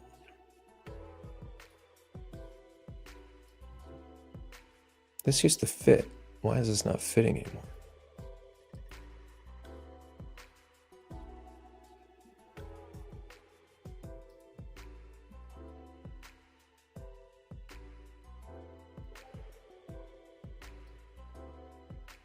There we go. And so let's try NCD Willow. And so this is backwards too. Because NC Archd Willow is correct. Yeah. Oops.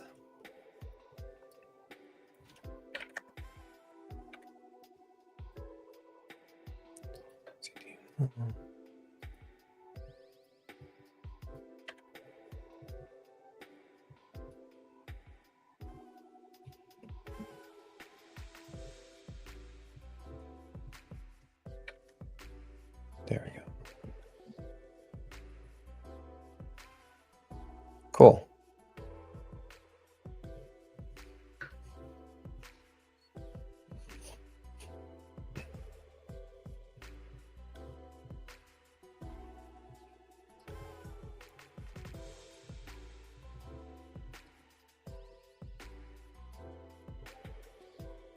All right, so is there any text boxes that give us drawing sheet size? Do we have a global for that? Layout info.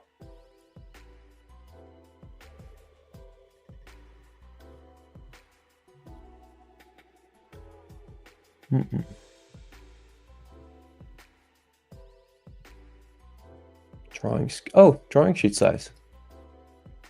Sweet.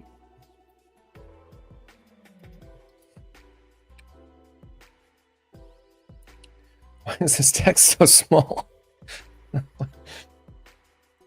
It looks like the tiniest text on the planet. Let's go.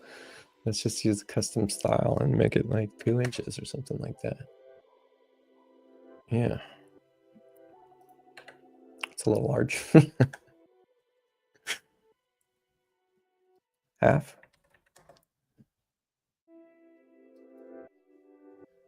Where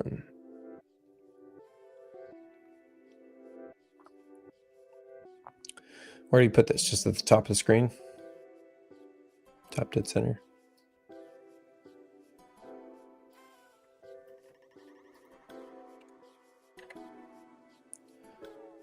And away from, yeah, current sheet size.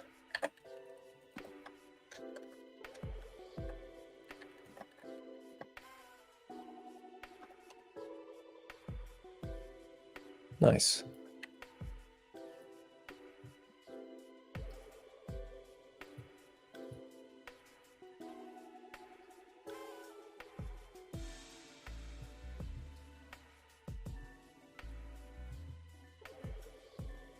I think it's helpful. Right?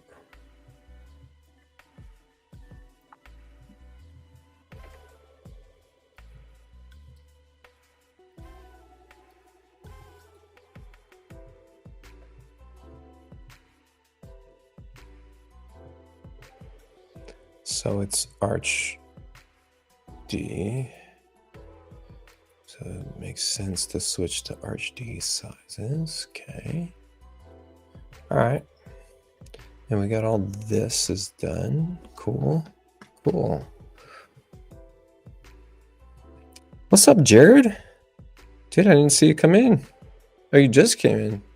Nice. Hi. I am making improvements. I should go look at your templates again. Starting to do some breakout stuff. I don't know if you saw it, but I broke out my area analysis package, which, sorry, Joe Carrick, it kicks yours butt. I think it kicks Mike's butt. Mike's version's butt too. Yeah, I'm proud of it. I also probably have 5 times the number of hours into it. So there. Get what you pay for. Okay. All right. So I got 2 of the layouts integrated at 2 different sheet sizes. Probably my most common sheet sizes. But I probably should do all the other sheet sizes too. I'm just wary of that until I make sure I have all the features that I want here. And so what other features do we need when we're running through this? Oh, and I've got the washes backwards now too. This RHD Willow needs to be, this actually becomes ANCD Willow. Yeah. And then ANCD Willow is gonna have 2 different washes. There's that one. This becomes ANCD. I had this wrong. We're on an RHD sheet size. This is ANCD. This is Arch. This needs to be, this is current. We're on RHD. Well, I'm getting this all wrong. So confusing. Okay, this needs to be on RHD Willow. RHD Willow. Okay, RHD Willow. Bam. Perfect. And all the sidebar stuff needs to go a little further away. Cool. What is this? Wash 0. Oh, that's the label. Suppress that label. And switch to ANCD Willow. And also suppress this label. Cool.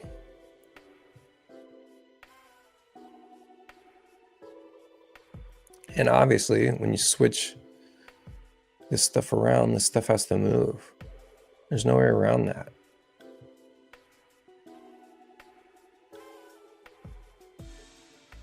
Unless I could put duplicate views being sent, which does that slow it down? I don't know if it slows it down or not. It certainly increases the file size.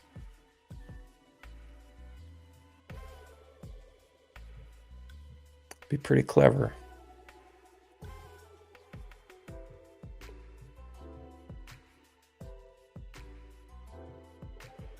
Yeah, so you'd have to shift information around on this page in particular.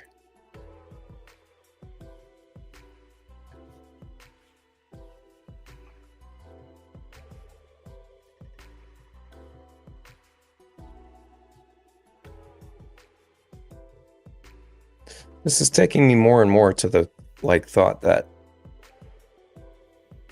it really should just be one style, so Willow, but then all the different sheet sizes, But even then, you'd have to move stuff around if this was check scale at half, like printed at 11 by 17.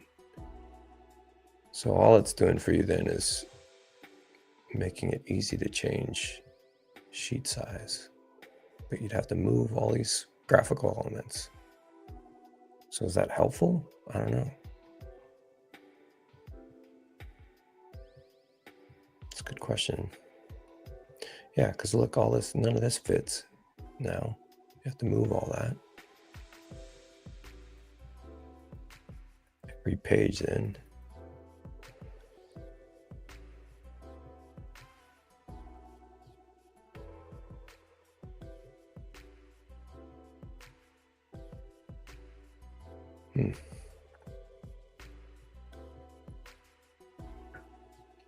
Yeah. I think you're not going to get multiple page styles.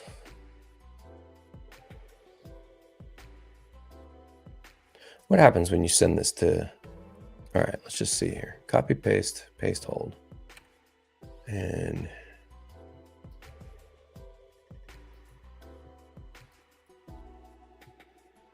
let's just say this is RHD Willow.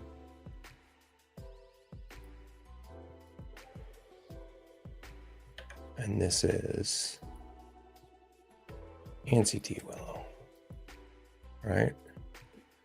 So when we switch to ANSI Willow, it is its own new view being sent.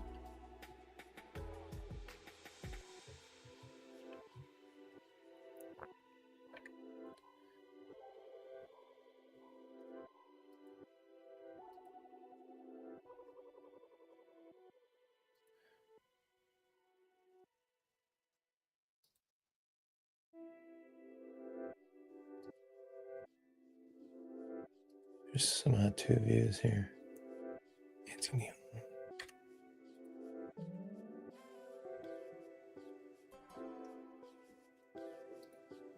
Okay, so RHD Willow, it's there. Interesting. That's gotta add the file bloat. Has to. I feel like. Maybe not, because it's one plan being sent.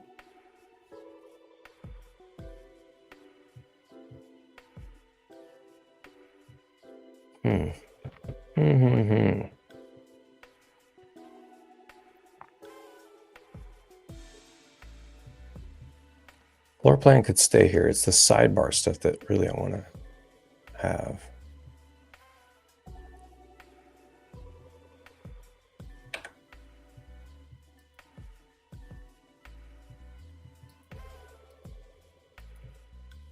All right. Heck with it. Let's try it.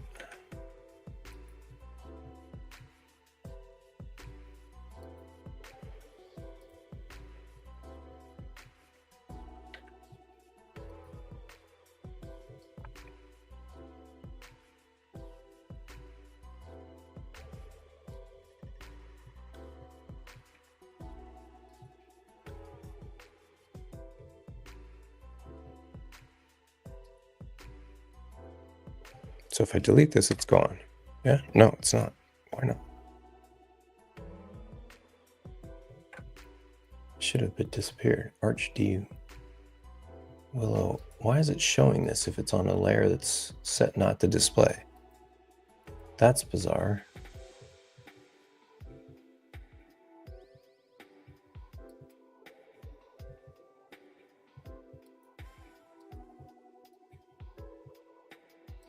That's interesting. Layer set not to display, but it's showing.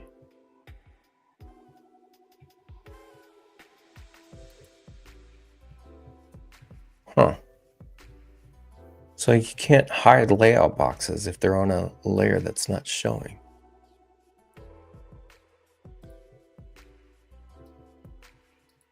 Interesting. Didn't know that. That seems like it does not seem correct. If I'm hiding a layer, it should not show. That just doesn't seem right.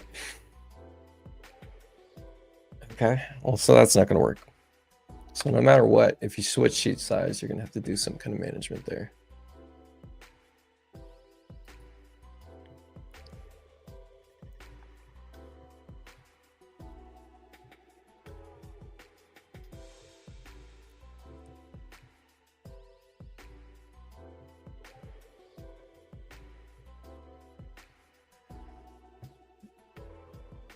I have already looked at your template. I have your template. You've sent it to me before. I've looked at it. There are some things I don't have that you have in your template, but there are other things that my template does in a much nicer, more robust and user-friendly way than what your template does. So that's a shame that I can't hide something being sent, which means we can't do anything with this scale. That's too bad. So I'm going to stick with just one version per layout and with different sheet sizes. Is how I'm going to approach this. What is this?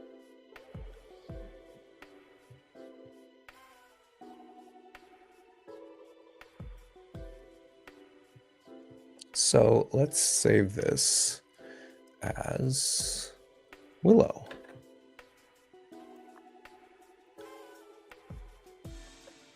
X17 layout templates.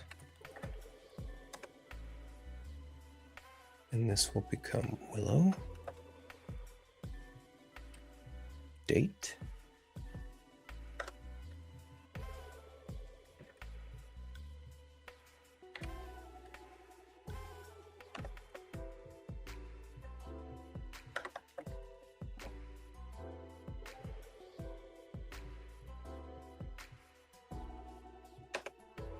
Okay, there's a Willow layout.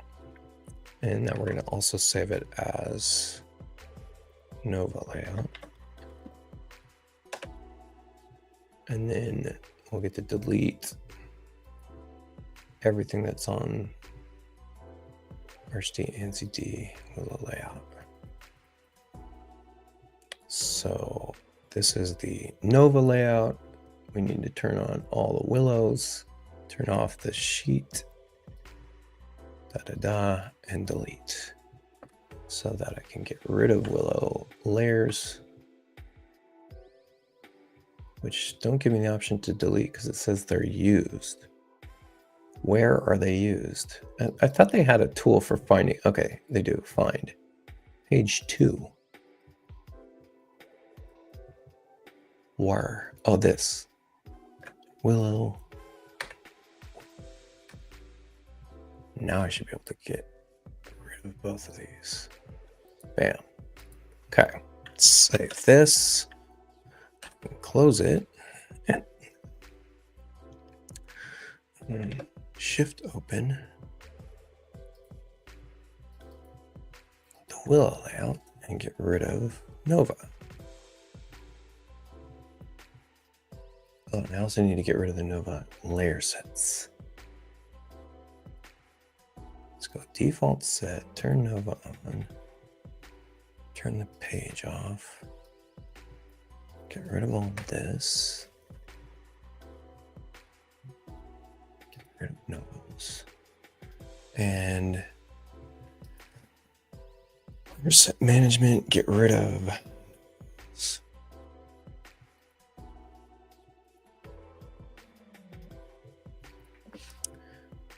Put page back on. Put March D Willow up. Yeah, right. Not. Save. Close. Shift open. Do the same to Nova.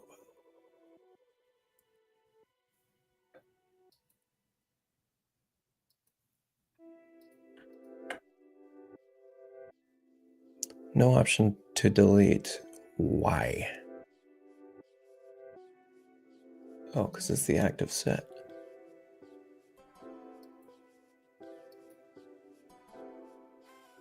Okay.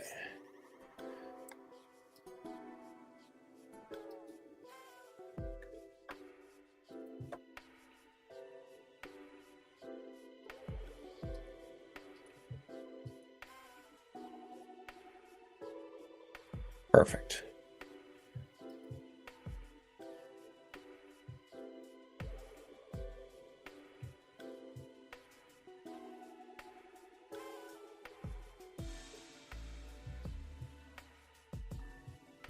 And then I got to clean this up and fix this.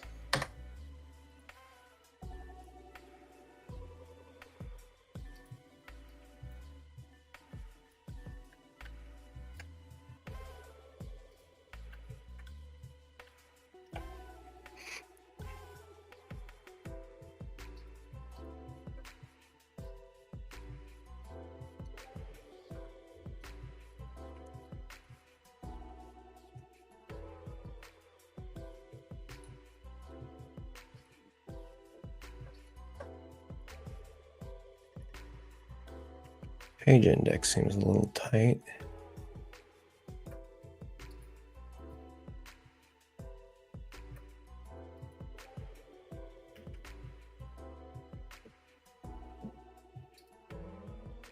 Maybe we'll stick applicable codes over here.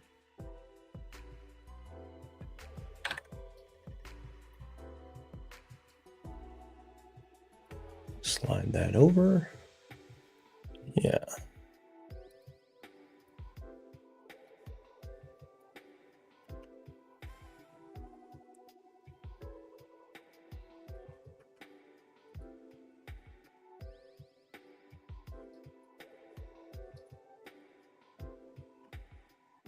Okay.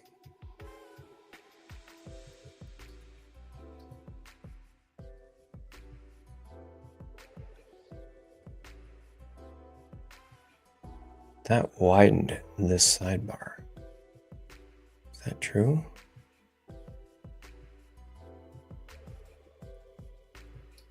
RHD versus ANSI.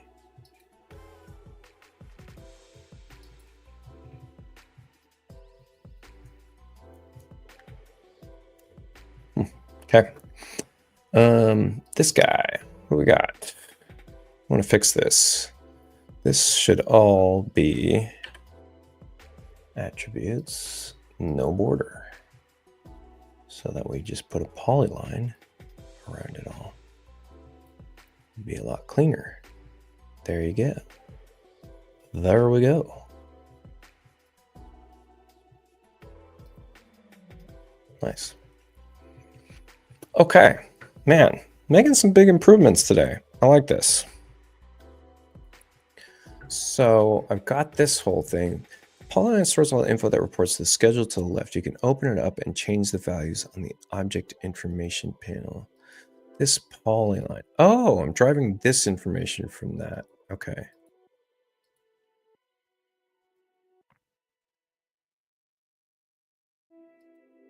This polyline. Okay.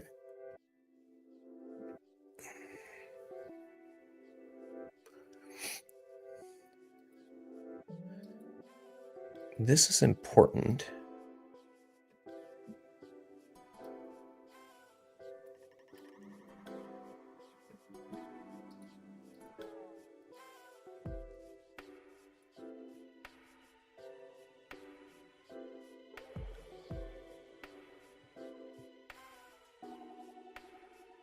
Can't I just add this information with this information?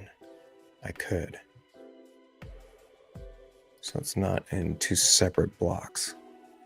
I need to take this information and show it here instead.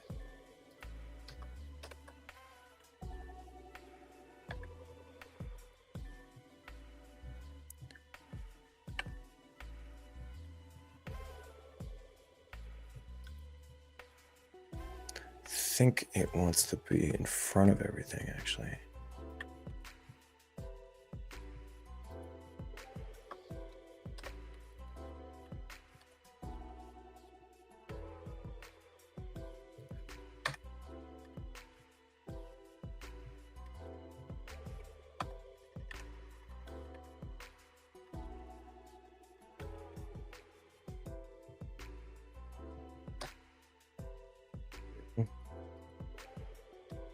So,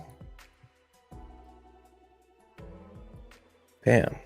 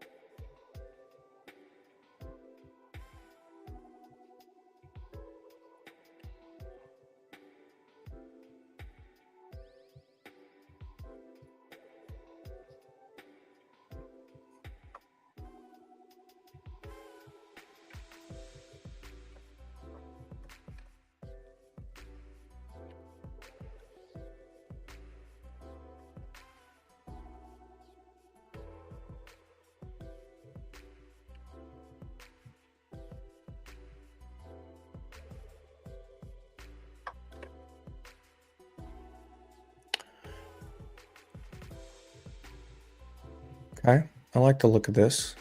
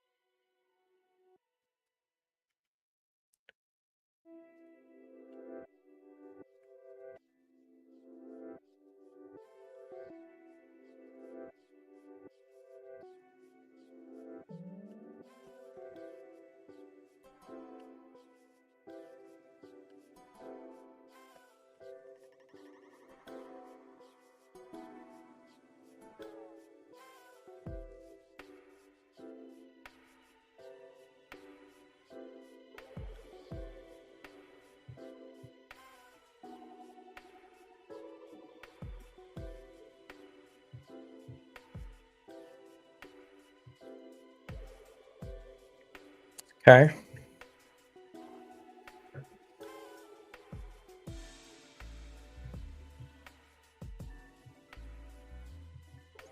I have more instructions for this too. But I think that's going to go into a manual that I'm going to build. Hmm.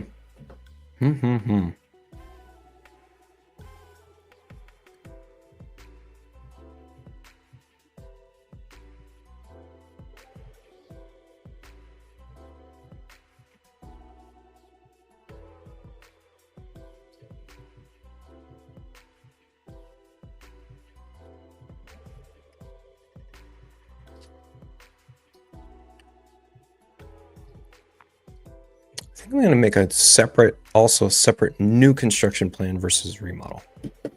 So I don't even need this guy in here. I'm going to leave it here in the sidebar just because I'll use it to build that later on, but that's just going to disappear.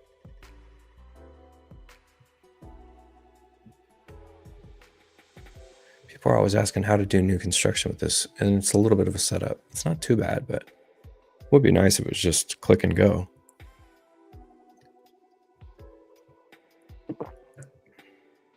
So much more work to build a remodel template. Probably don't sell it right. I should strongly mention that it's a remodel template.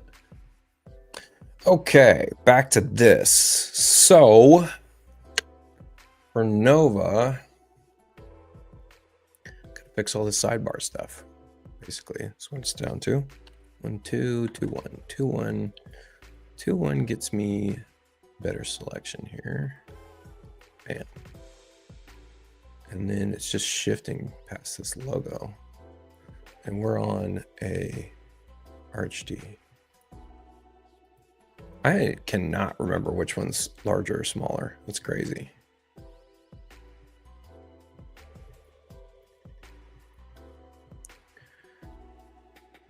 What is this? What is this? Oh, that's the wall legend. Let me just kick this up. Sheet title existing. Oh, the scale is here. Okay. Scale, I'm usually doing something like that.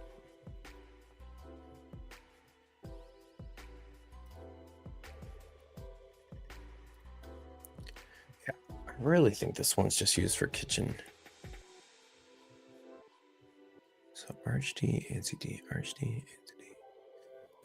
That rabbit needs to go. No, that's fine, actually. It's designed based on the smaller of those two.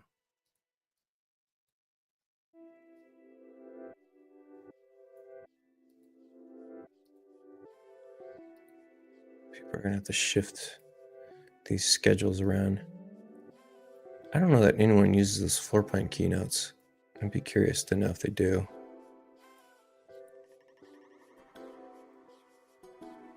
So that's the smaller of the two.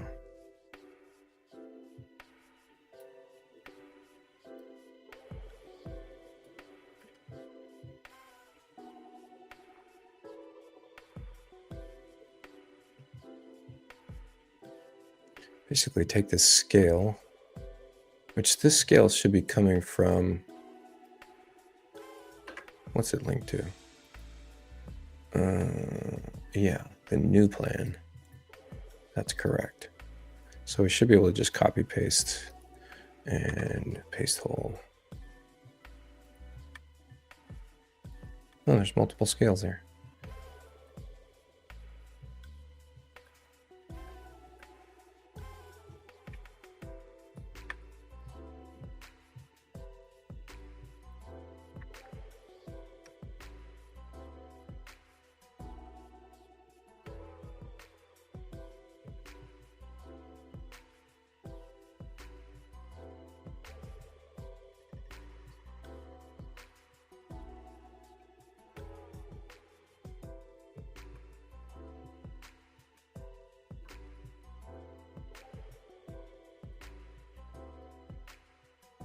I'm going to cut this row number down again. Make it easier for people. Minimum rows. Let's just go 6. Why not?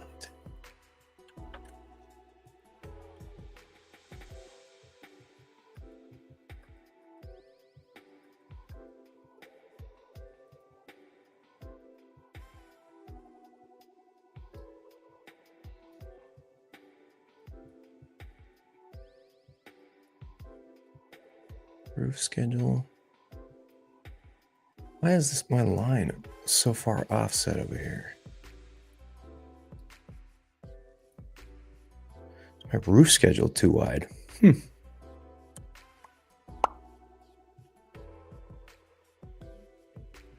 Got one viewer. How sad. It's just you and I. I'm going to be working at this for hours. I wonder if anyone would ever watch this. We're going to be at like 6 hours, something like that, by the time I'm done. This line's off. Why is that line off? Oh, no, because this is a smaller sheet size. So this roof schedule is too wide? Really?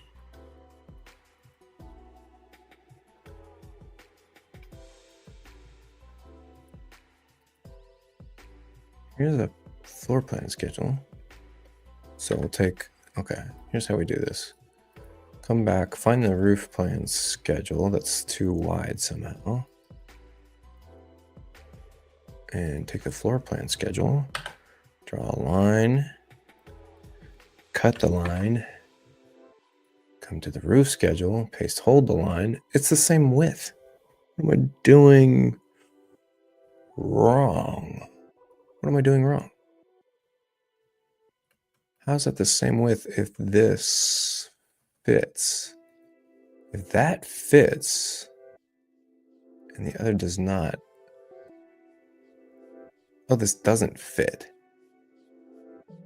Absolutely does not fit. Aha. So ANSI D, no ANSI D. Yeah, I see the problem. Change the sheet size.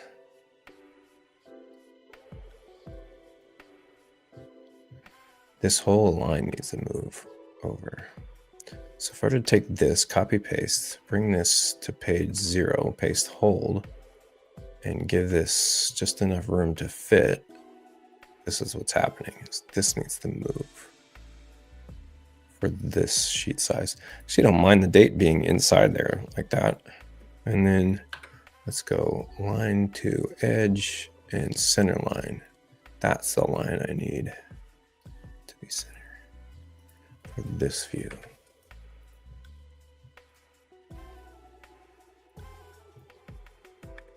There we go.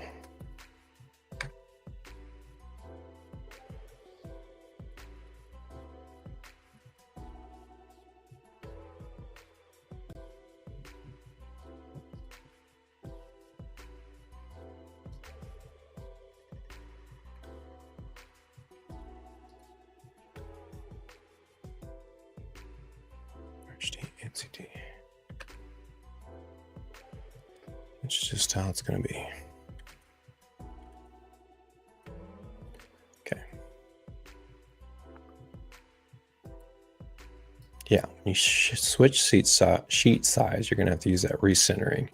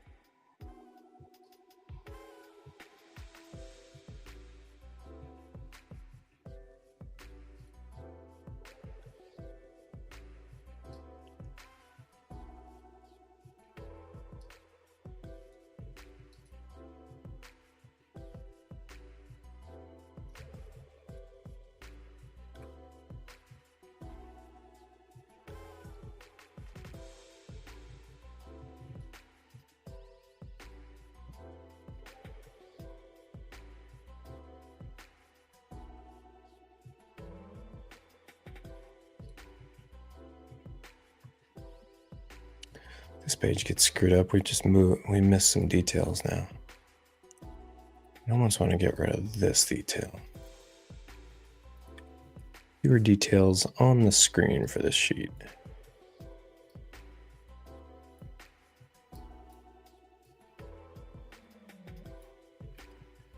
Yeah, that's fine. Oh, and then the macro has to be adjusted for this page. I'm going to just ditch. What am I going to ditch? The big one here. And those deck details. Typical wall details would be nice. Doesn't matter. Can get relinked.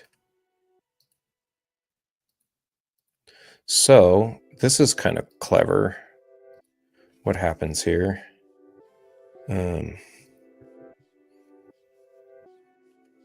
Deleted one too many details. Oops.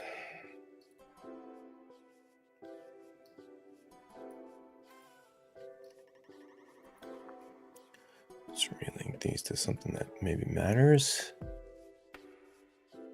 And what did we get? What did we lose? We lost some stuff. Laundry hookups? Yeah, we're missing laundry hookups. That could be one. And then this one's a duplicate too. Typical wall staircase. We have staircase. We have skylights. We lost. No, we've got that one. We lost that one. Okay. So the way this works, we're going to center between sidebar and this. There. All right. The way this works, how does this work?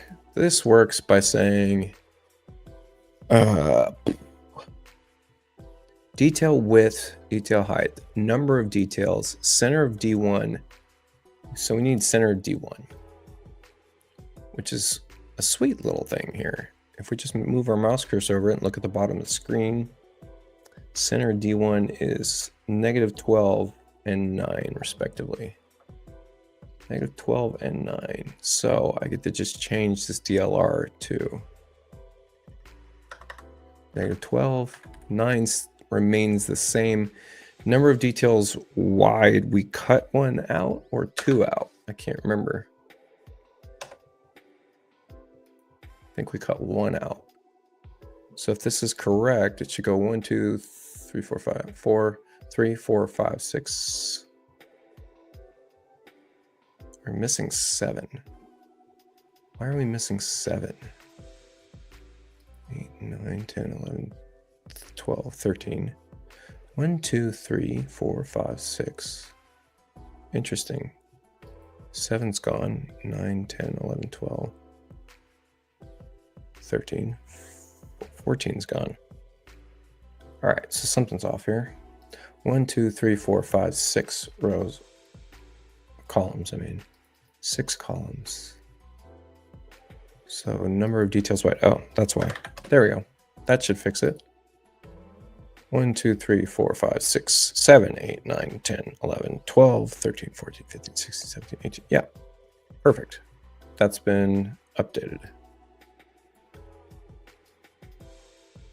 So this automatically gives info back and forth to plan view that it's linked to, so that you never have to type in a call out label ever. You just link the view and move it on this page, and the call out updates in plan and vice versa. Probably the best part of the system I've built if you provide details. Yeah, cool. New viewer just popped in. How's it going? You're the only one. You got any chief architect questions? Let me know, and I'll address them. I'll hang out with you.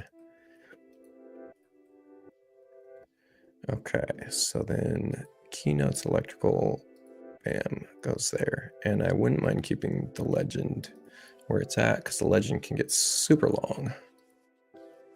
And then here's our scale that we need to go grab from here.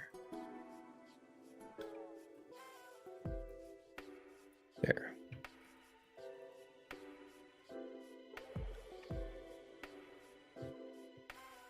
And one of these was too long. Look at that. A10's too... Oh, weird. Sometimes it was too long.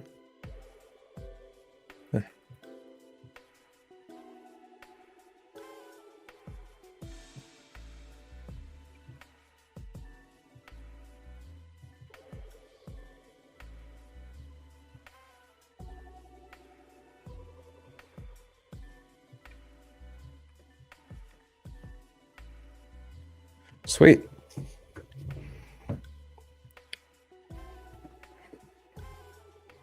So, Jared, Mr. Jared, what I'm doing is setting it up so that you scroll layer sets for different sheet sizes. That's it. That's all I'm doing here. And it'll take some end work on the other user's part, but hopefully that makes it a little bit more dynamic.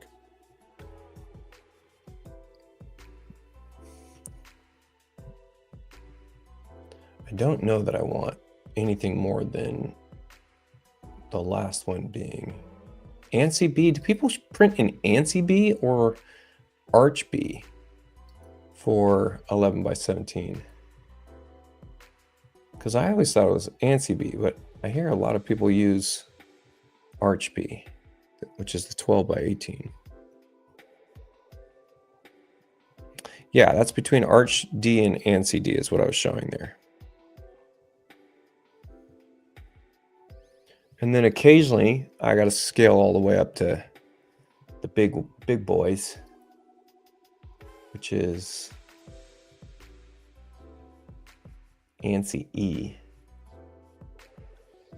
I would never use Arch E. That's just gigantic. It just seems like too much. Too much. Because I usually just do match lines if it's that big of a project. ANSI E 3444.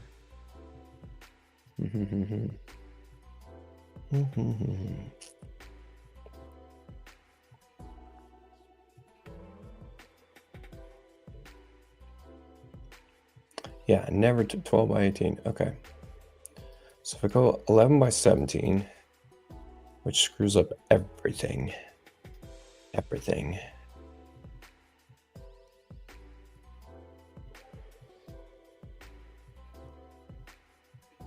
See, this should just almost just be its own template. I feel like these should just switch through. ANSI D through.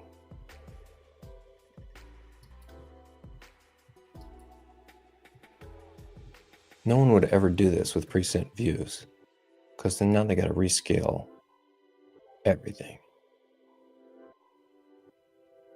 That's why I just print it half scale. You have a different template for each different page size? I just print it half scale and then have a note about it.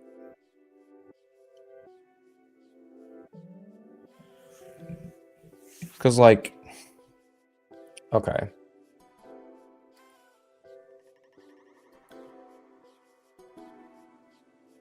Let's say for a second I'm on ANSI D, which is my common one. And I go to print this. I just say all sheets and check plot at half scale and add a little note. Example.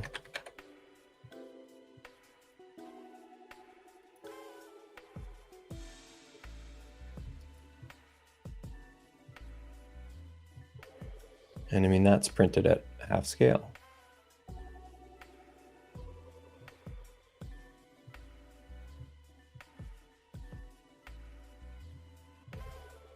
And it's legible. I didn't realize how fuzzy it makes the logo. That's interesting. Also, it seems to have printed the wrong... It printed the wrong layer set. That's weird.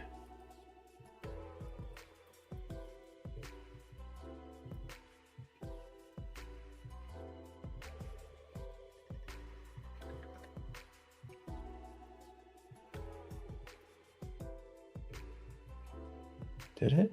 Maybe it didn't.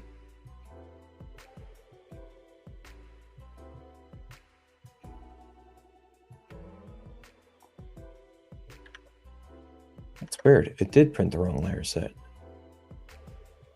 The heck? That's really weird.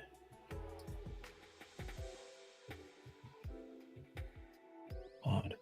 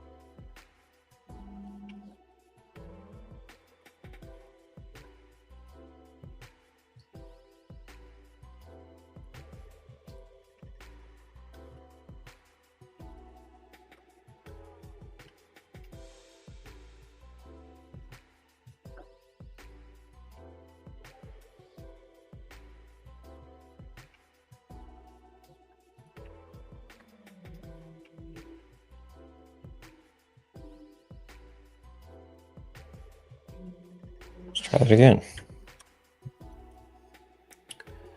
All sheets RGB. Oh, I had the wrong. Gotcha. Now check plot at half scale. That should be correct. Cool.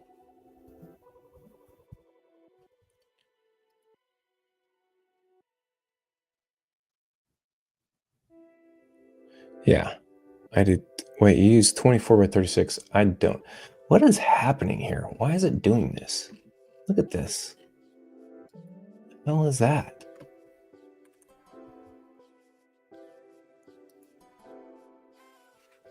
You use, what did you say you use? 24 by 36. See, I don't.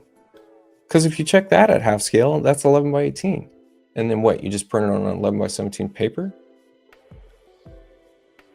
This is why I use ANSI-D. It's because half of it's 11 by 17. Unless print margins are a thing. ANSI-D, currency check plot at half scale, update the print preview. What is this doing? Why is it doing this? My current sheet is ANSI-D. I want to print to paper at ANSI-D. 300 DPI, by the way. I don't know why that's so low. Check plot at half scale is not doing what it should be doing. So there's full. Oh, I'm doing something wrong. I'm being an idiot. ANSI-B, check plot at half scale. That's what I'm doing wrong. There. That works.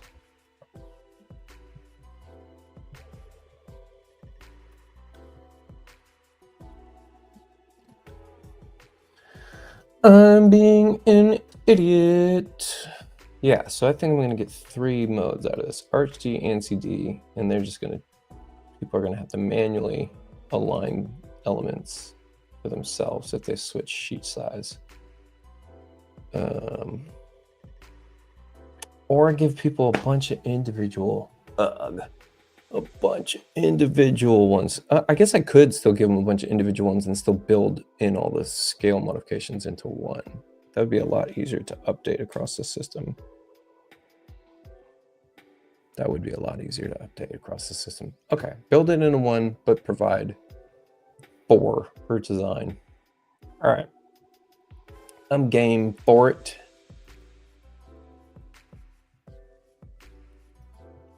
So I'm gonna provide 2 more.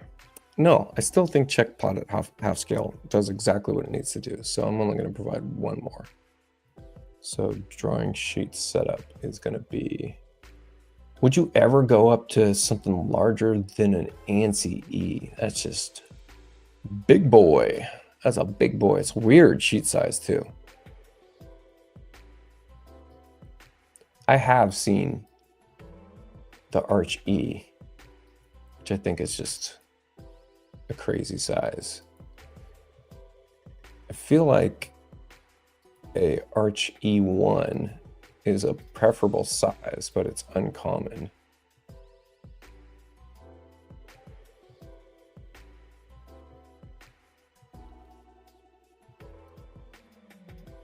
You have one plan for Arch E, huh? Yeah, I have a plan that I could do on Arch E, or I could rotate it. Arch E, big, big, big, big, big, big. Big, big, big, big, big. It's big. Okay, so here's the trick. Copy, paste, bring this there. Put this on its own. New layer, Arch E Nova. Set not to display. Okay, same thing. Copy, paste. Arch E Nova.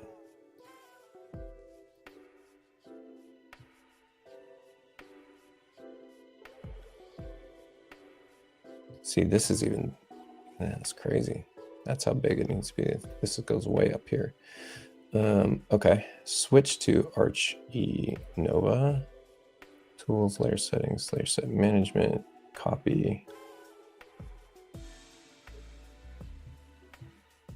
What's the spelling difference there? Copy. All right.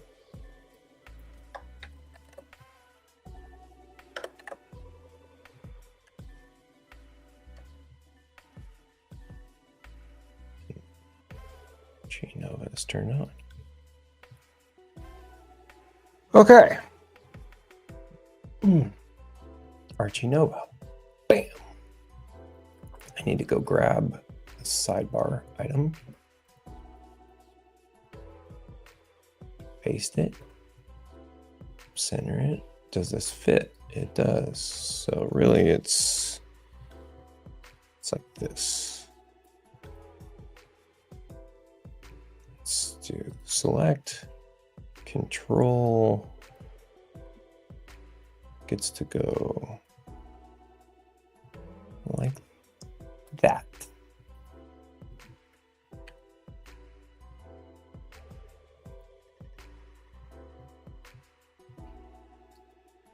There is my centering line. Cool. This gets to extend.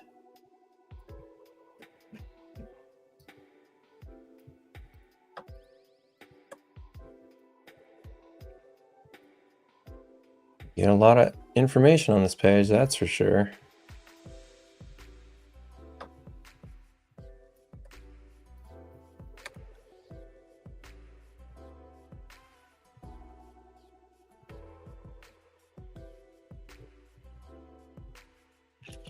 Okay, got 3.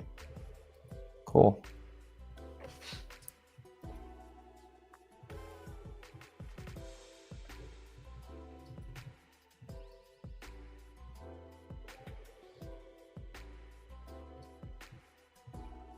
Cool. Cool. This is the Nova layout, but it's actually the Nova Arch D layout.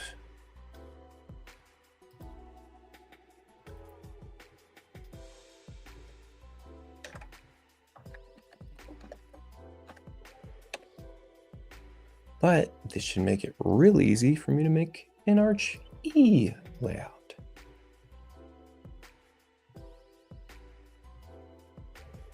Or Arch. Oh, that was the ANSI D layout. Oh.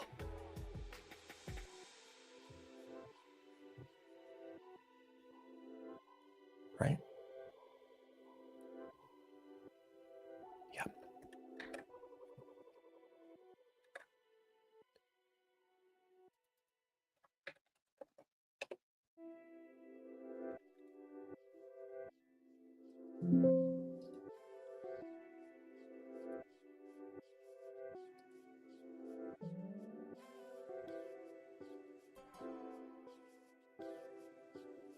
Cool. Oh, for yours, rotating would still need Archie? Or Archie? Yeah. Man, I have a hard time remembering all this stuff. Okay, so now all I have to do is center and conform this guy. This should be easy. Yeah, this should be easy. Copy this.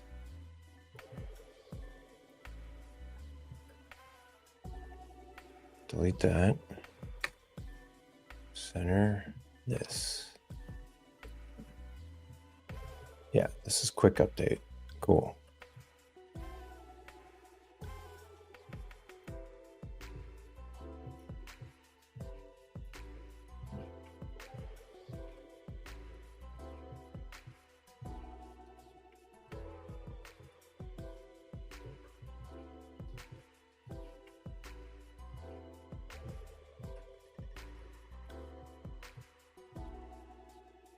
Okay, that one's done. Easy as that. Easy as pie. Now, we do the ANSI, our Arch E layout. Okay. On file, print and S. Alt FPS. Archie. Bang. So this one needs a little more love. This can all come up here. Crazy. Even the design information, all that stuff can go somewhere else if we wanted to. Yeah, all this can go way up here if we wanted to. Keep some normal margins. This gets to get sized to 1 = 5 because it's just gigantic. Right? Definitely see some benefits here. It's just such a huge sheet size. I think I need to have a title block standard location here too. So this info should start here, right there. This is line style arch. That way, should do like a CAD stops move kind of a thing here. It'd be nice if you could do like a reference CAD stops move. The other way of doing this is, I love putting points in. Points work so well in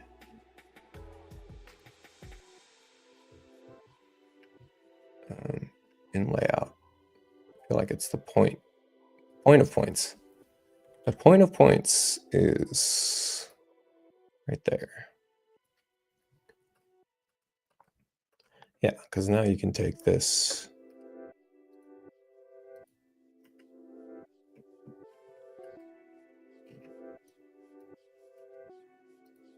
I feel like that got off of center. It did. Oops.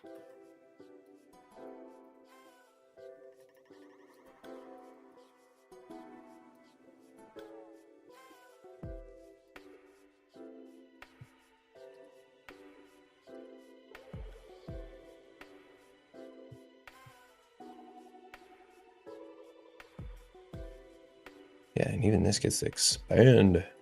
Big boy.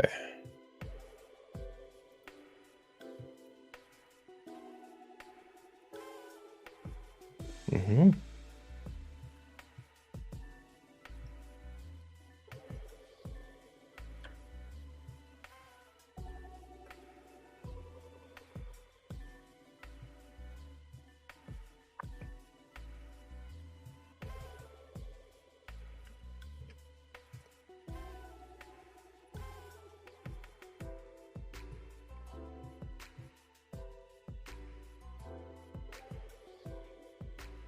Boy, you get a lot more details on this. Set this up. Let's see, not to throw you off topic, I guess. No, I asked for that. Does your lot analysis work off schedules or polylines? It does both. It can do both, but mainly it's all schedules. It's rooms or polylines, or both, in fact. Let's just give you a little show. First of all, I'm going to save this.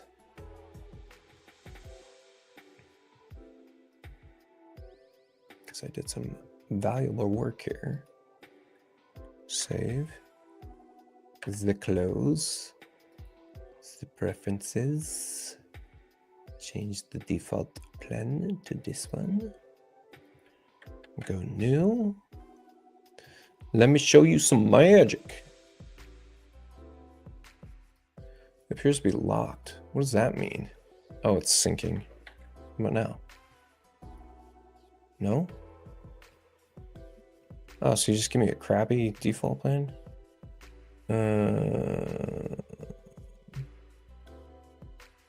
Oh, it's locked because it's in this layout. It's linked to this layout. That's why. Let's unlink it. Placeholder. Place markers. Placeholder. Placeholder new. Yeah, okay. Now we have unlocked it. Oh, don't do that. Why? No. Oh, I hate when this happens. It's gonna make me do this for everything. Oh, I hate this so much. Why does it do this? I forget why it does this.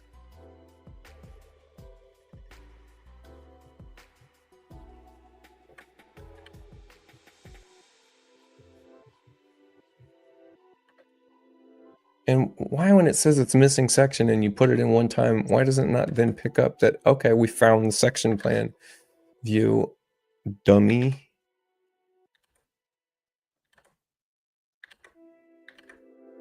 And now I have to do this for every CAD detail. This is crazy. I can't remember why it does this.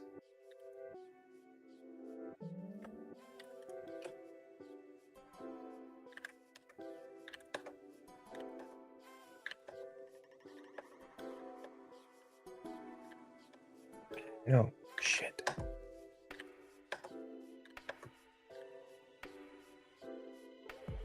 Why does it do that? I can't.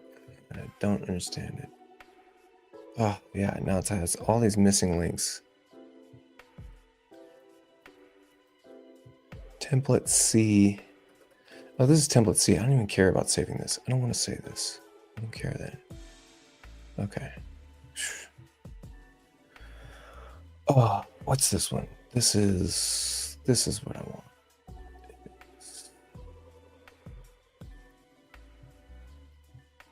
Place markers.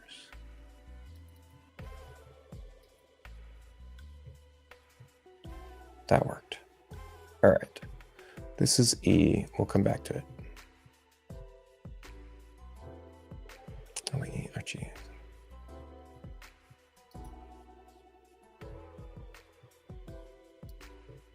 Okay. All right. Finally.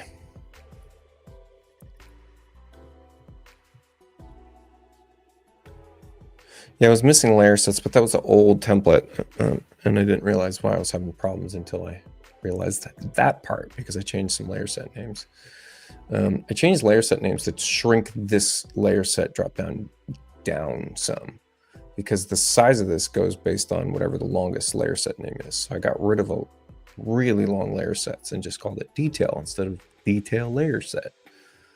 So I was shrinking the whole top bar down for people that were using laptops. What's the point there? Okay, so the area analysis is pretty robust now, which is that you get typical, there's a bunch of different classifications here. One is that we're going to insert a floor or add a floor. Let's just do that real quick. Right, so there's our second floor. Here's our bottom floor. Anything that has the name addition in the room type, you could call this whatever you want, bedroom addition. But if it has addition in the room type, area analysis sees it. And then we say this is going to be living. And then let's say that's all walkout. So now we're going to say that this is, here's our garage. Okay, and on top of that, I've got a deck, right? Automatically, and we'll just call this living as well. And then let's say that this down here is actually not living. It's below grade, but we're going to call it living.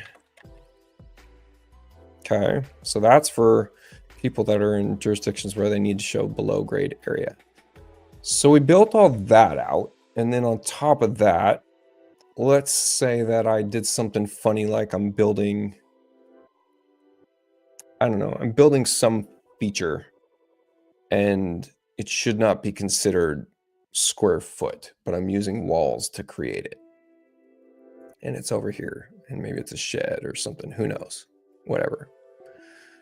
So I give you a tool to say, we're going to remove this from area analysis. And let me just pull up area analysis real quick. So this comes from our sidebar in floor 1. So project information sidebar. Right. So here's our area analysis. Let's get this side by side. And we can see here what it's building out. Let me remove your comments so we can see everything.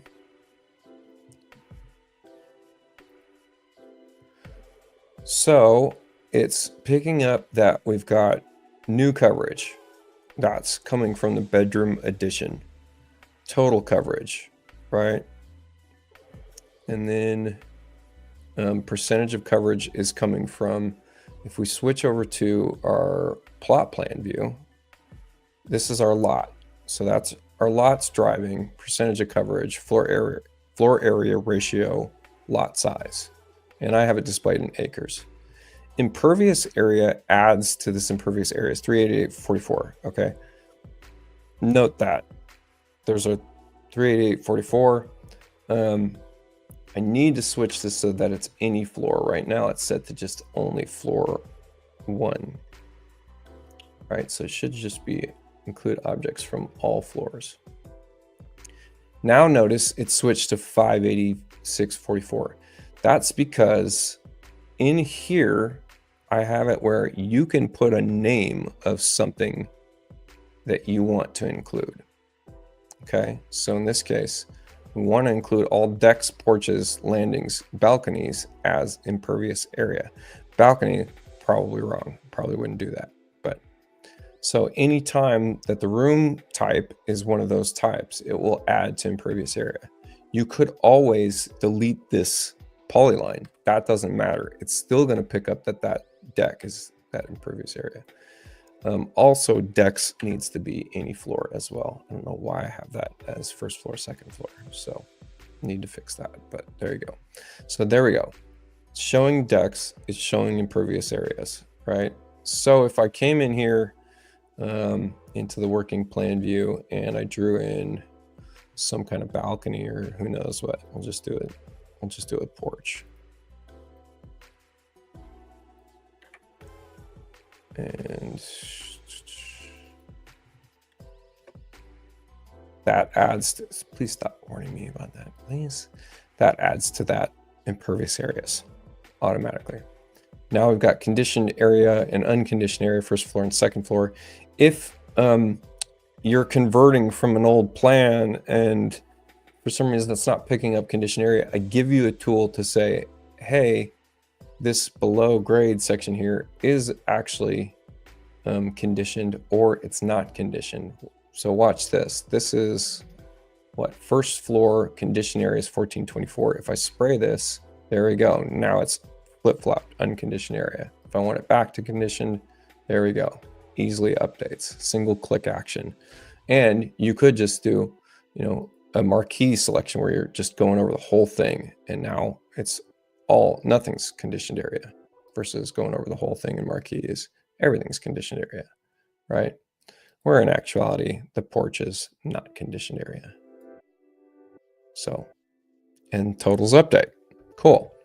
Now let's say, for instance, that, you know, some of this is, this section over here is not coverage, right?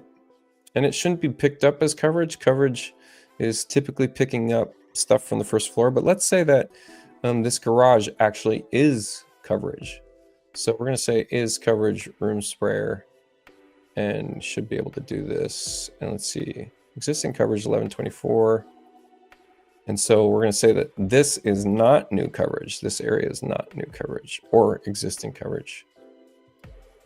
And right now coverage is also just picking up first floor. So in this case, we would need to say that it's include all objects from both floors. And this is where this living area would be not coverage. If we added it as coverage, we're going to see our coverage totals change. Yep, it just jumped up, right? So this gives you like a kind of a conditional way of saying, hey, this is not coverage. Hey, this is not coverage. Don't include it in our totals. Livable, non-livable, just defined by room types and then below grade and above grade. So, and you're asking, your impervious doesn't handle a second floor that is cantilevered 2 feet? Yes, it can. So it totally can. What you would do though is I'd probably use just the polyline for that, honestly. And then that's kind of what it's built for.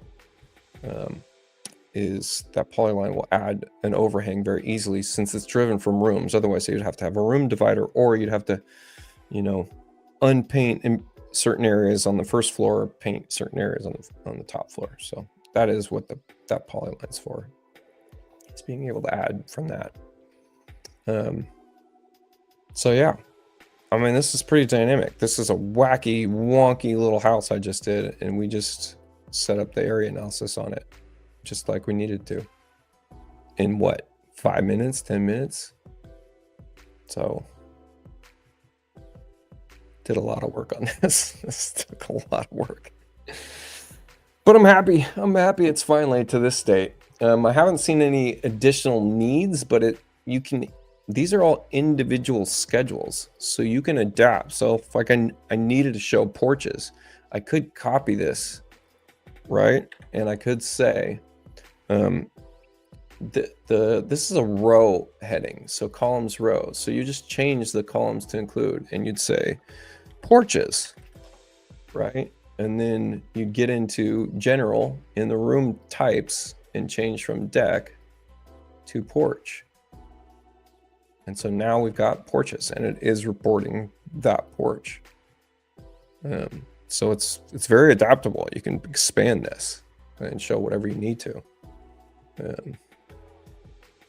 Yeah, and even the like the below grade, the way that functions was just creating a specific room type. That's it. That's all it's doing.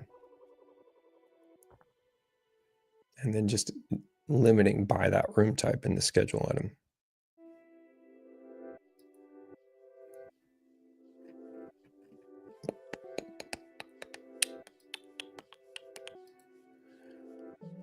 I'm actually going to go fix that little detail now.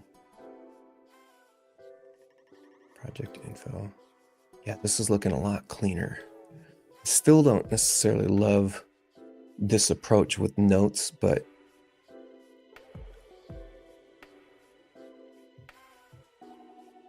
I don't know how else to put it. I want this page to be really clean, legible. Yeah.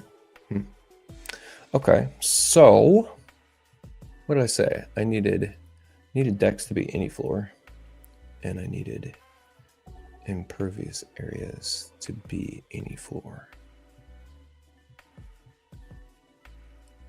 Condition areas totals should also be, that is, from all floors.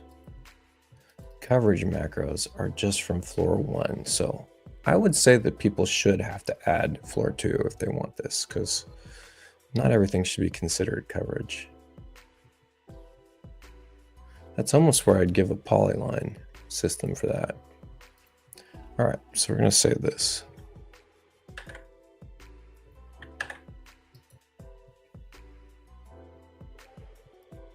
Sweet, dude. Thanks for hanging out. Now I'm back onto my Nova. Gotta fix this one. So we get a lot more details here.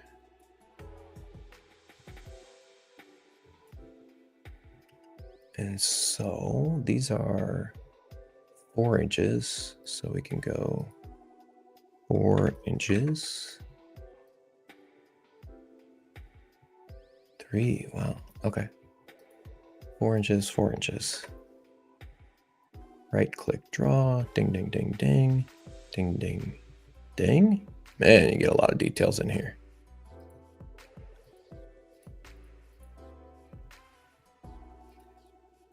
Ding, ding, ding, ding. So center of this is -17, 11/16, 14 and 5/16. -7 and 11/16.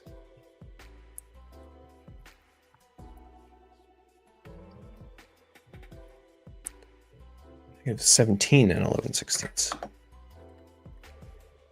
And what did I say? 14 and 5/16? No, I forget. Dang it. And number of details wide, we added 3? Do we add 3 rows? So 9, and we added 8? Gotta check. Okay. This was, center was -17 and a half, 14 and 3/8. And then we are 1, 2, 3, 4, 5, 6, 7, 8, 9. 1, 2, 3, 4, 5, 6, 7, 8. So we are, oh, -17. Dyslexic. 9 and 8. That should be right. Oh, evaluation error. Oh, what am I doing wrong? Expecting keyword end. Why? What did I do?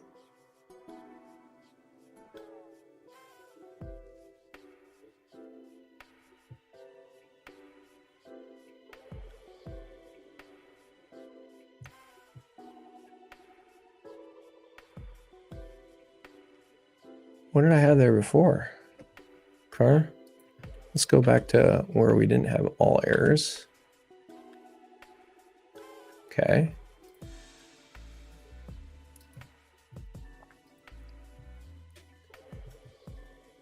Oh, does it need whole numbers? That'd be weird. Let's go 17. Maybe that's true. Was the other one 14? 45? There we go. Oh, and 9 and 8. 9, 8. Bam. 2, 3, 4, 5, 6, 7, 8, 9, 18. Derivatives 14. 60, 54, 63, 72. Sweet. Done. This would just require a lot of relinking. the new details if you didn't. Which I don't feel like doing. That's a hefty detail sheet. That is. Hefty details.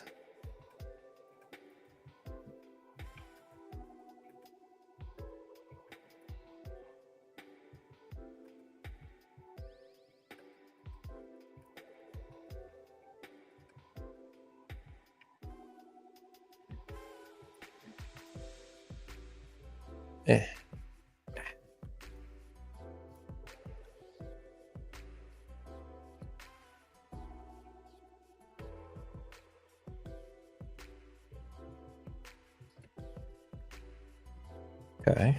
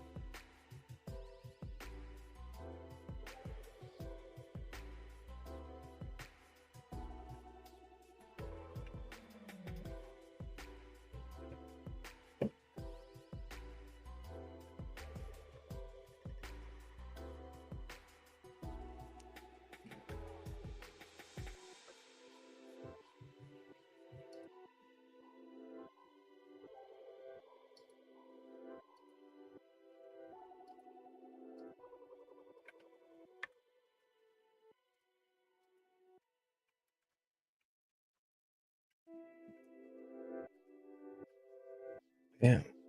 We got Archie, ArchD, ANCD. This is Archie. Cool. Cool. Oh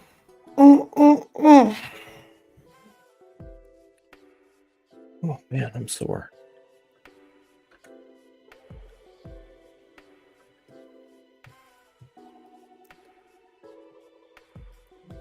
So Willow is ArchD. I just want to change the name of it first. Shift O. Willow.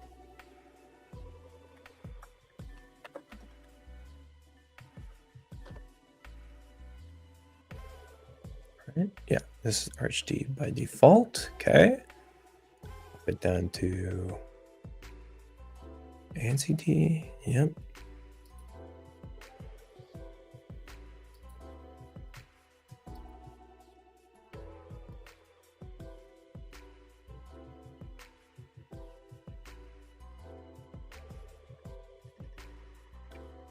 Nothing really changes on this page.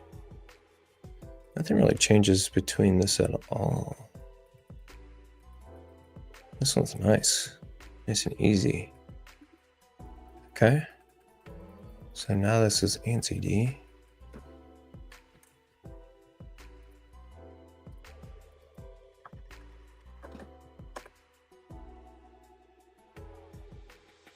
Sweet.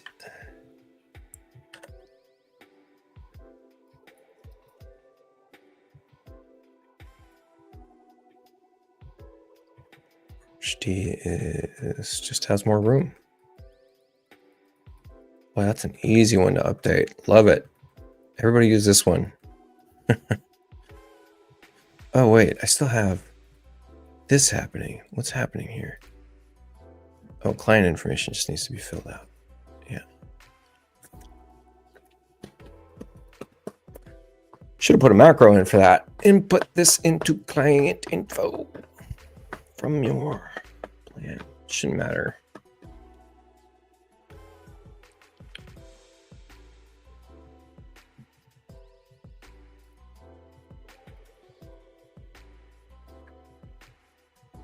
Okay, now this down to, now I need to make an ANSI E arch E, save as arch E. Cool. This, bring it down.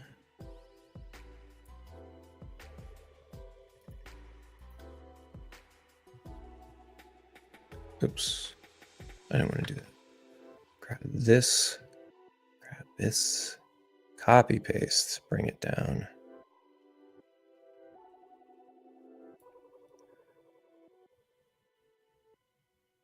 And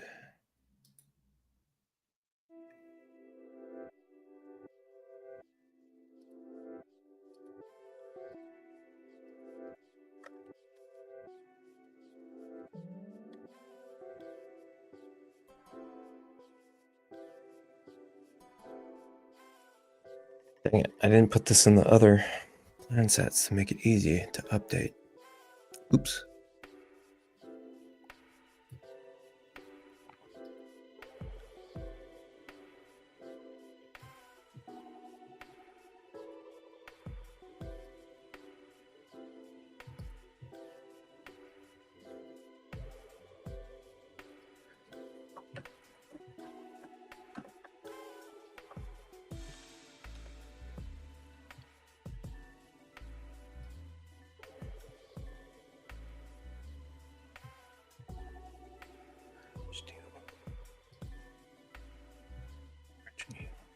Okay.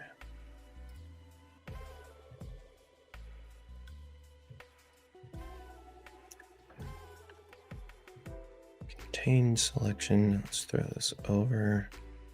Let's give it nice, plenty of room because we got plenty of room.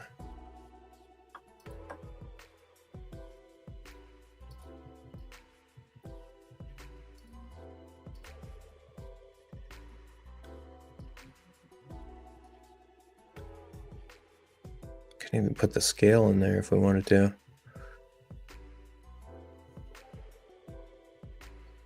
Mm-hmm.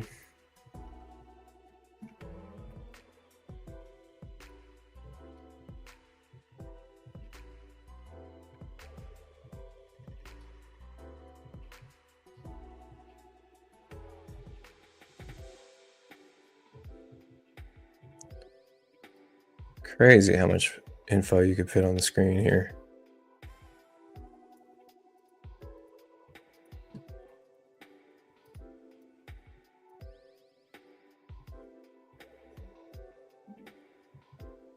I wouldn't even mind having the print size be on the sheet somewhere, like on the binding.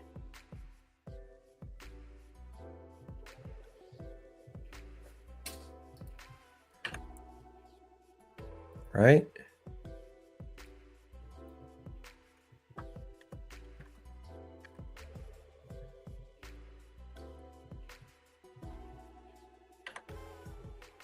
Scale that.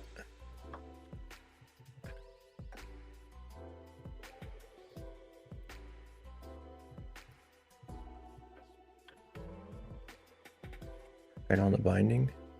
Yeah, I don't mind that.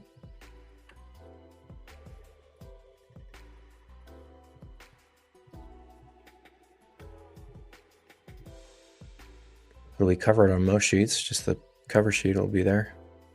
Yeah, kind of like that.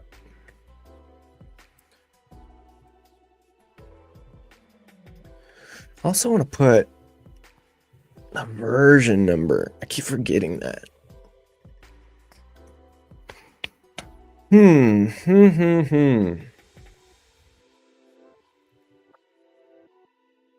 Like a drawing name would be nice.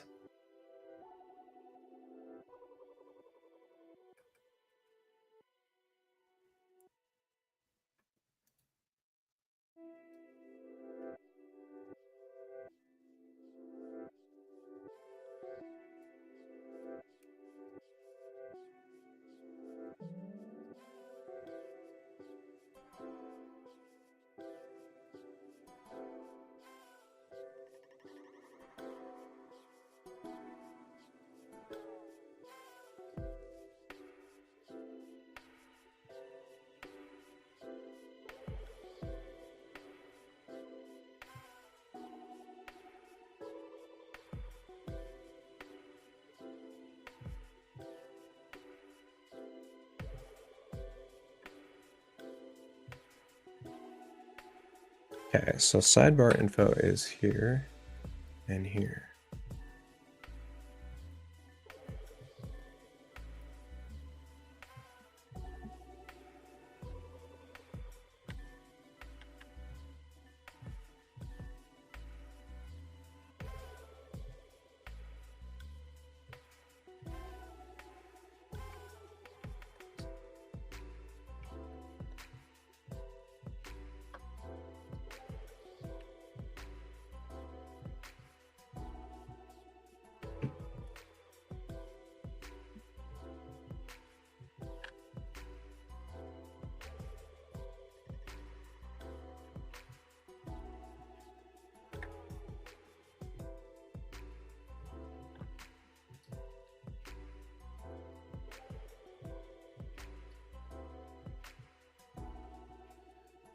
Let's go 4 and 4. Learn from my mistakes. Didn't do this last time, so I had to relink and do stupid things.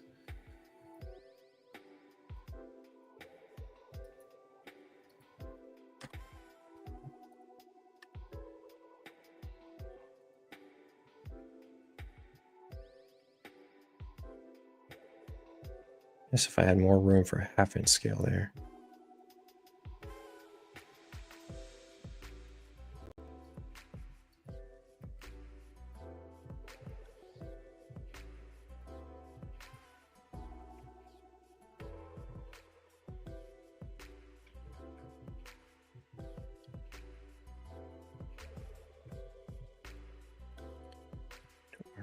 View.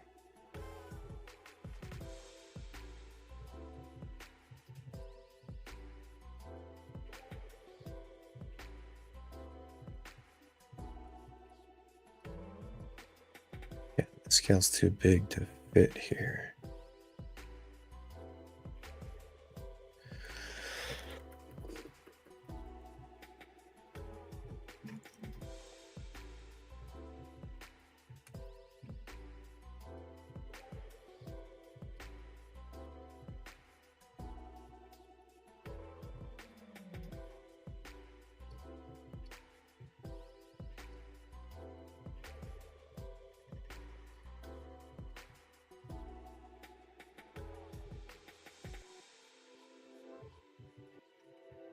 Yeah, that fits.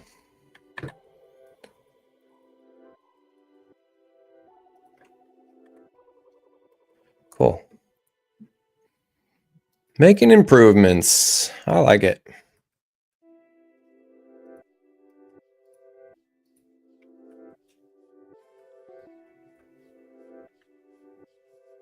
That's how we did this. We did this in the other one.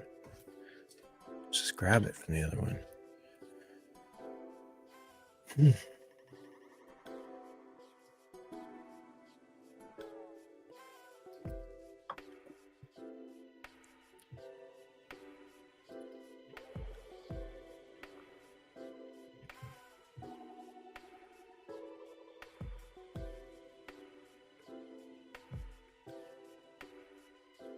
Crazy. I don't think you can copy those all at once.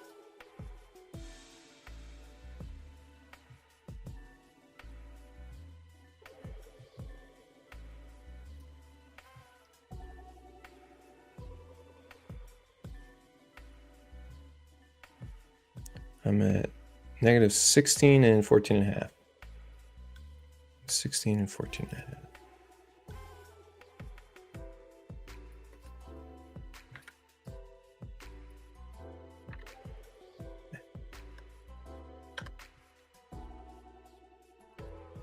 Nine and 8.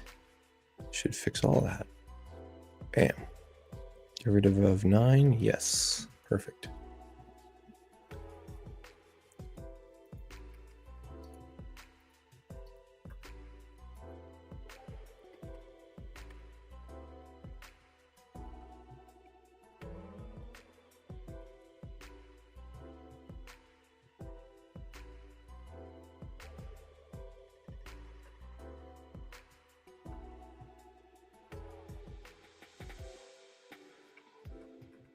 Done. Cool. 2 different style Arch E templates. Very cool. Mm. Hmm. Mm-hmm.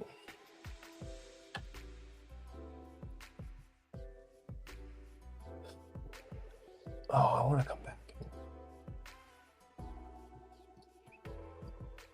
Oops, what did I do? Ink and what did I say?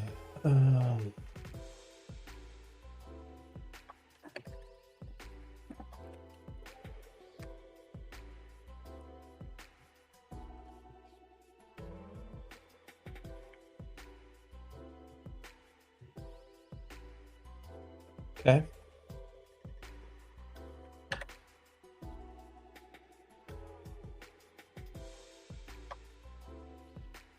Give me that one back. I don't want the box around it. I don't like the box. Still got to look pretty. Still has to look very pretty. Also, I need to change this name to just logo. Logo.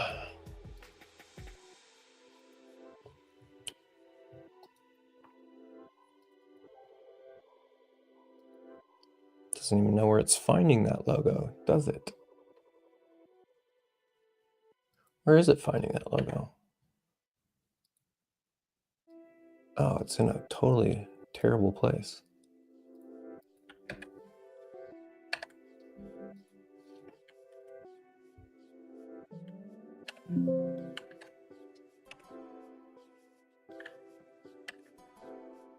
Logo. And it's gonna go in templates. Accepting layout templates.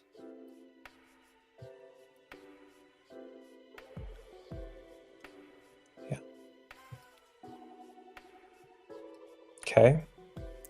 So now you browse layout templates and logo. Bam. So now you replace that with your logo. Cool.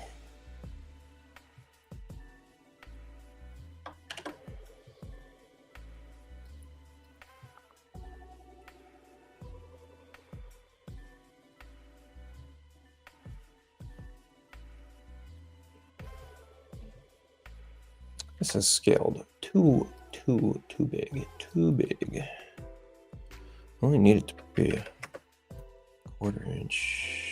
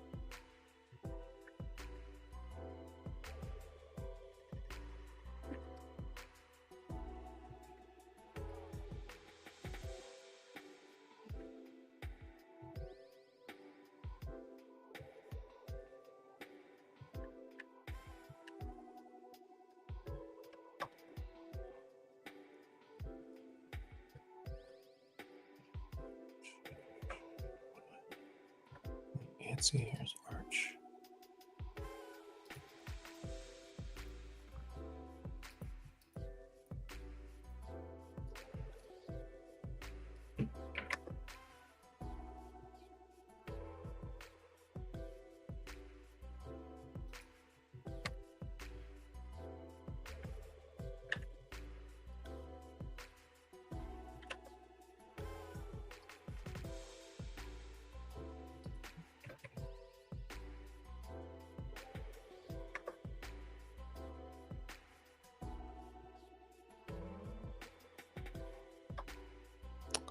I don't have any place to put this.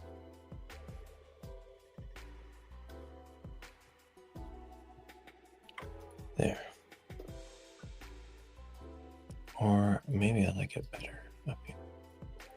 With this style.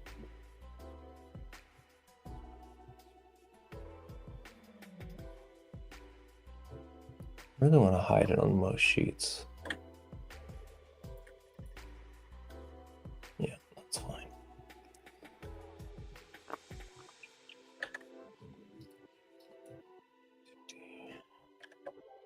Arch D. Yep.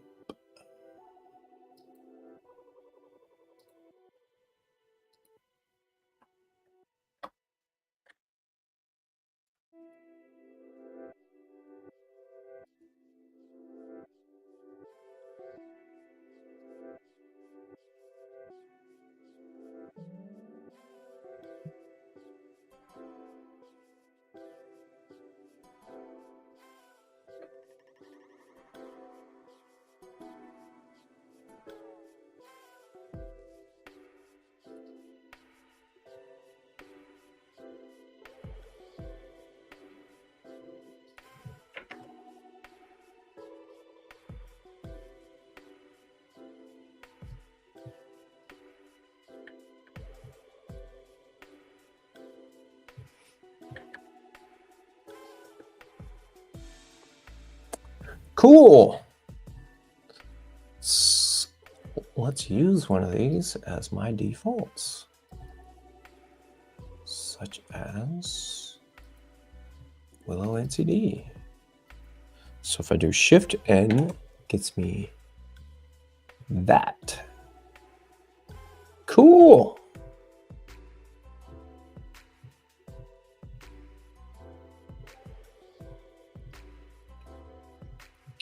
Cool.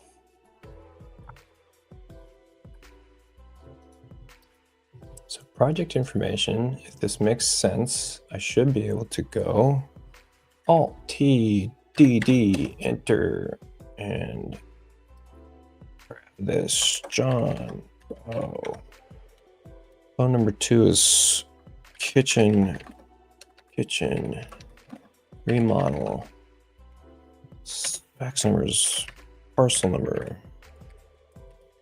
And 123 Example Lane, Oakland, CA 94611. And that gets me everything with the climate zone's not working for some reason. The climate zone not working.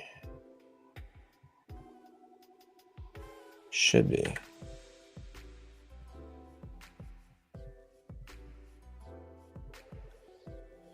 Hold please. Hold please somehow.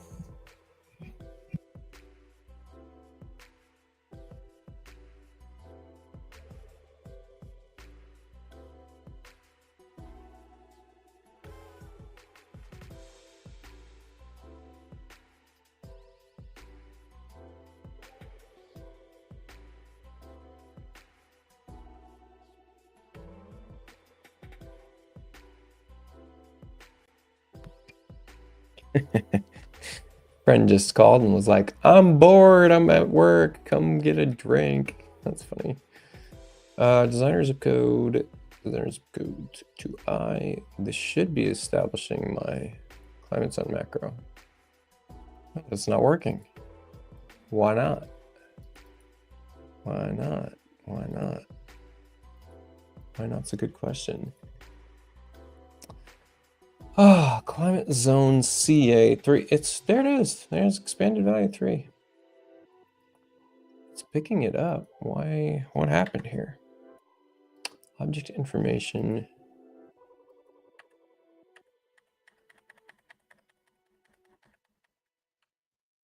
Climate zone macros there. Manufacturer. Climate zone. Well, if we reset this, that is in fact a manufacturer. Climate zone. With this selected and we select the climate zone macro, nil class, what's going on here? If state include CA, state does include CA.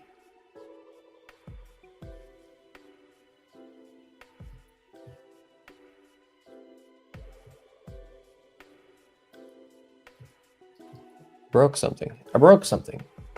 If state oh, it's not just state anymore, it's client state. Aha. There it is. That's what's going on. So this needed to be updated. So easy to break a system, man.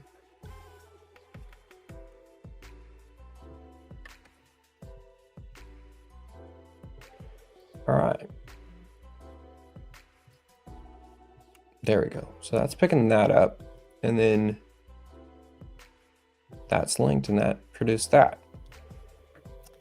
Yes. Yes. That's fantastic. That's fantastic. Cool. Cool, cool. Cool, cool, cool. Except for that, my font's different. Why? Why? Because what's going on here? This is 3/16 Arial, no formatting, 5/30 seconds. Okay. So this needs to be. That needs to be 3/16. Is that right?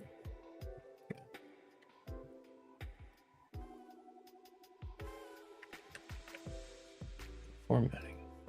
Dang it. That means I gotta go change all that.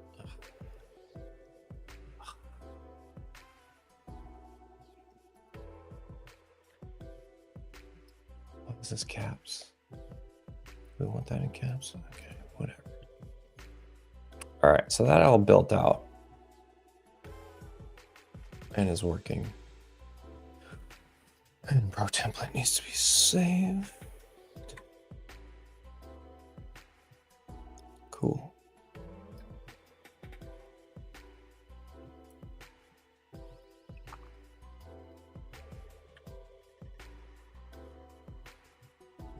Oh, I changed that here, but I didn't change it in the shift open 1 by 1. Why is there no drawing sheet on this one?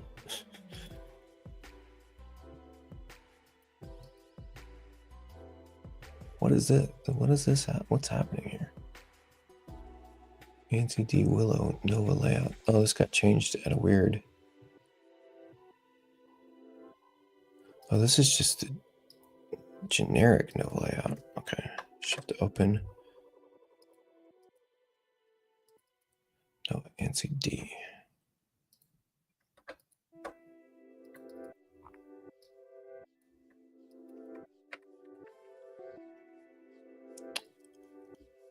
Be easier just to change this instead.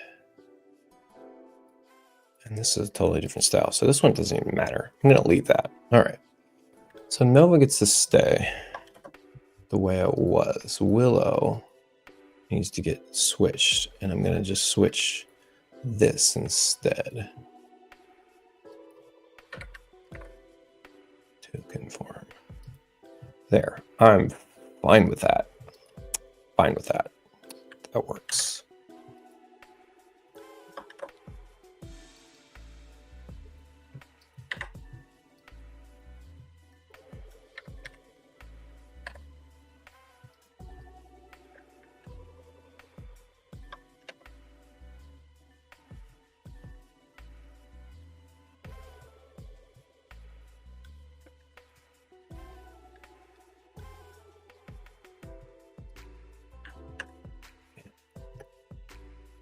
Bam, bam, bam, bam. Nice. Quality updates.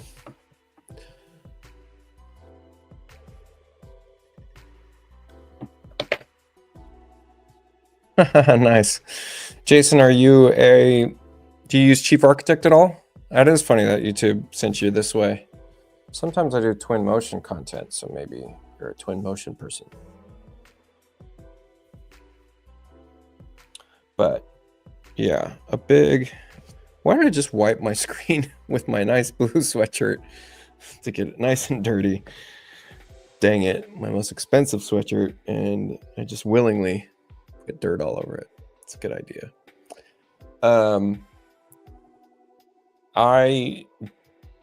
Not at all. That's funny. Are you in any kind of architectural programs? Because that'd be funny too, if you're not. But I will tell you the premise of all this for whatever industry you're in, which is that for me, I always want to automate things to limit my liability from potential input error from anyone that I might be working with, but just also including myself. So building systems that create annotations that are driven from like a global system or like a procedural system.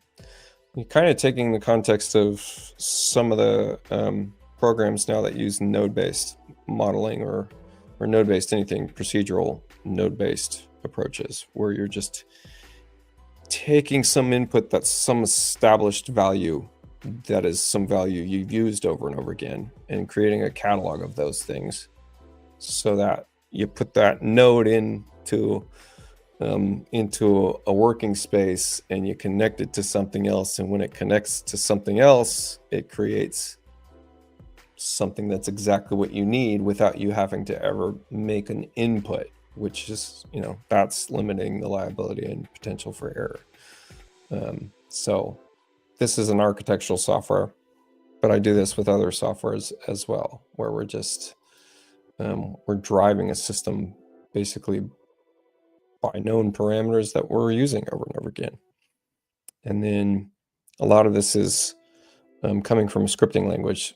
So any kind of software that's got some open source capabilities for it or has some integrated, development kit where you can develop for it. And mind you, I come from a no scripting background at all. I've just been learning at 43 how to do some of this stuff. So I'm coming in and building out ways of building a house faster than you could do it with AI is the goal. Let's stay ahead of the curve before they take away my worth. But this software, if you are still in here, it's capable of building houses in minutes. And then on top of that, we're producing construction documents so that we're permitting these houses in minutes as well. So it just makes it so that we can do this efficiently and stay relevant and stay in the housing market, and that people retain our services, etc. So there we go. I've kind of built out an existing home of some sort. I'm saying that I'm building an addition off this home. It's producing dimensions for me as I go. And also as I go, it's also going to produce some project information for me that's doing analysis of the project, including things like I need to have elevations where I'm showing this building in different section views that are two-dimensional section views, so that we can come in here and do things like develop a kitchen very, very quickly with this software.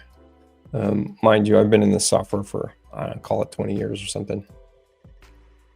But it's super simple for us to come in here and design things and get something pretty in front of you without too much effort.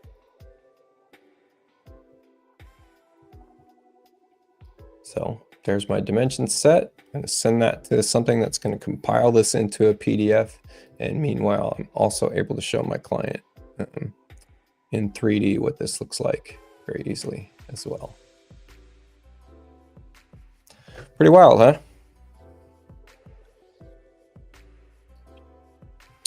Work in payment software and launching a new endeavor in oil and gas. Perhaps the technology aspect for me connected to you. Interesting. Hey, you ever want to talk shop? I'm happy to do that. I love developing systems. So, this is my website. I'll show you my website real quick.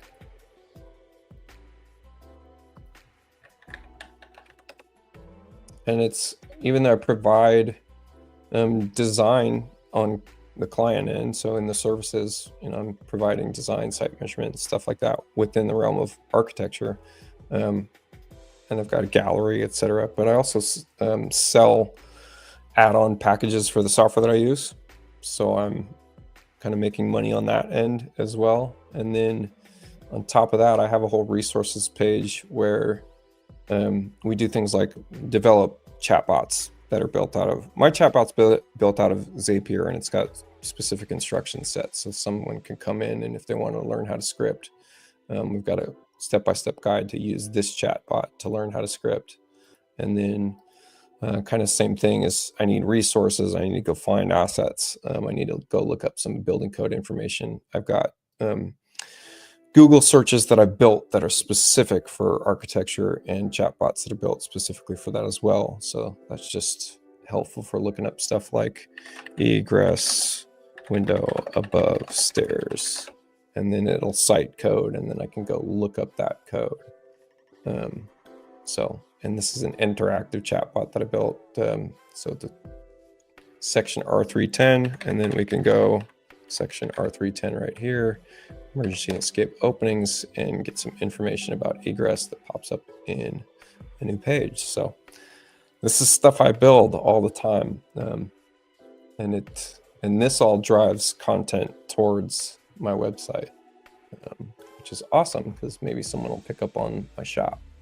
And then on top of that, I built a forum in here. So to me, this stuff's fun.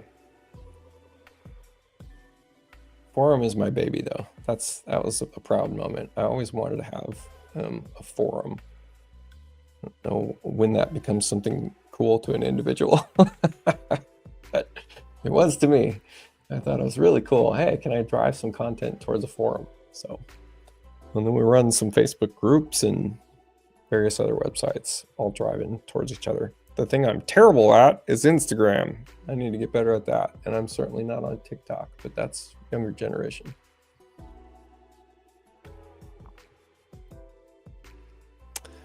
Sweet. I think I am probably going to end this feed. If you didn't manage to watch this, or you're just joining now, if you didn't know this, in my Chief Architect shop, 1, you can always buy training.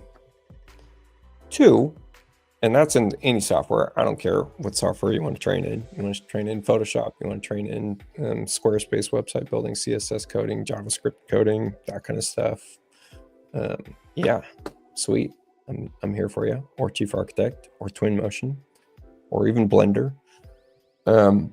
And then another thing I'm offering now is if you want to bring a plan forward into the Pro plan, let me know. I haven't built out the listing yet, but I do plan on having a listing that makes it so that you can bring an old plan that you're working on into the newest Pro plan. And I think I'm going to charge something pretty insignificant. It should be an easy charge to take on, because I've come up with a system to do it pretty quickly, and I know what I'm looking for. And then I now have a standalone area analysis package, which comes from the Pro plan. And I was previewing this at some point on the live today, where it really was as good as I can make it. I'm pretty proud of this. So this is X17's version of area analysis is now a standalone package. And I'm not selling X17's template yet, but I am selling the area analysis that comes with that version. So go check that out. And then other than that, I'm going to go have a little cocktail with my bartender friend. So I hope you have a wonderful rest of your Saturday. We're streaming for way too long, something like 3 hours, 4 hours. Yeah, nice. And see you next week.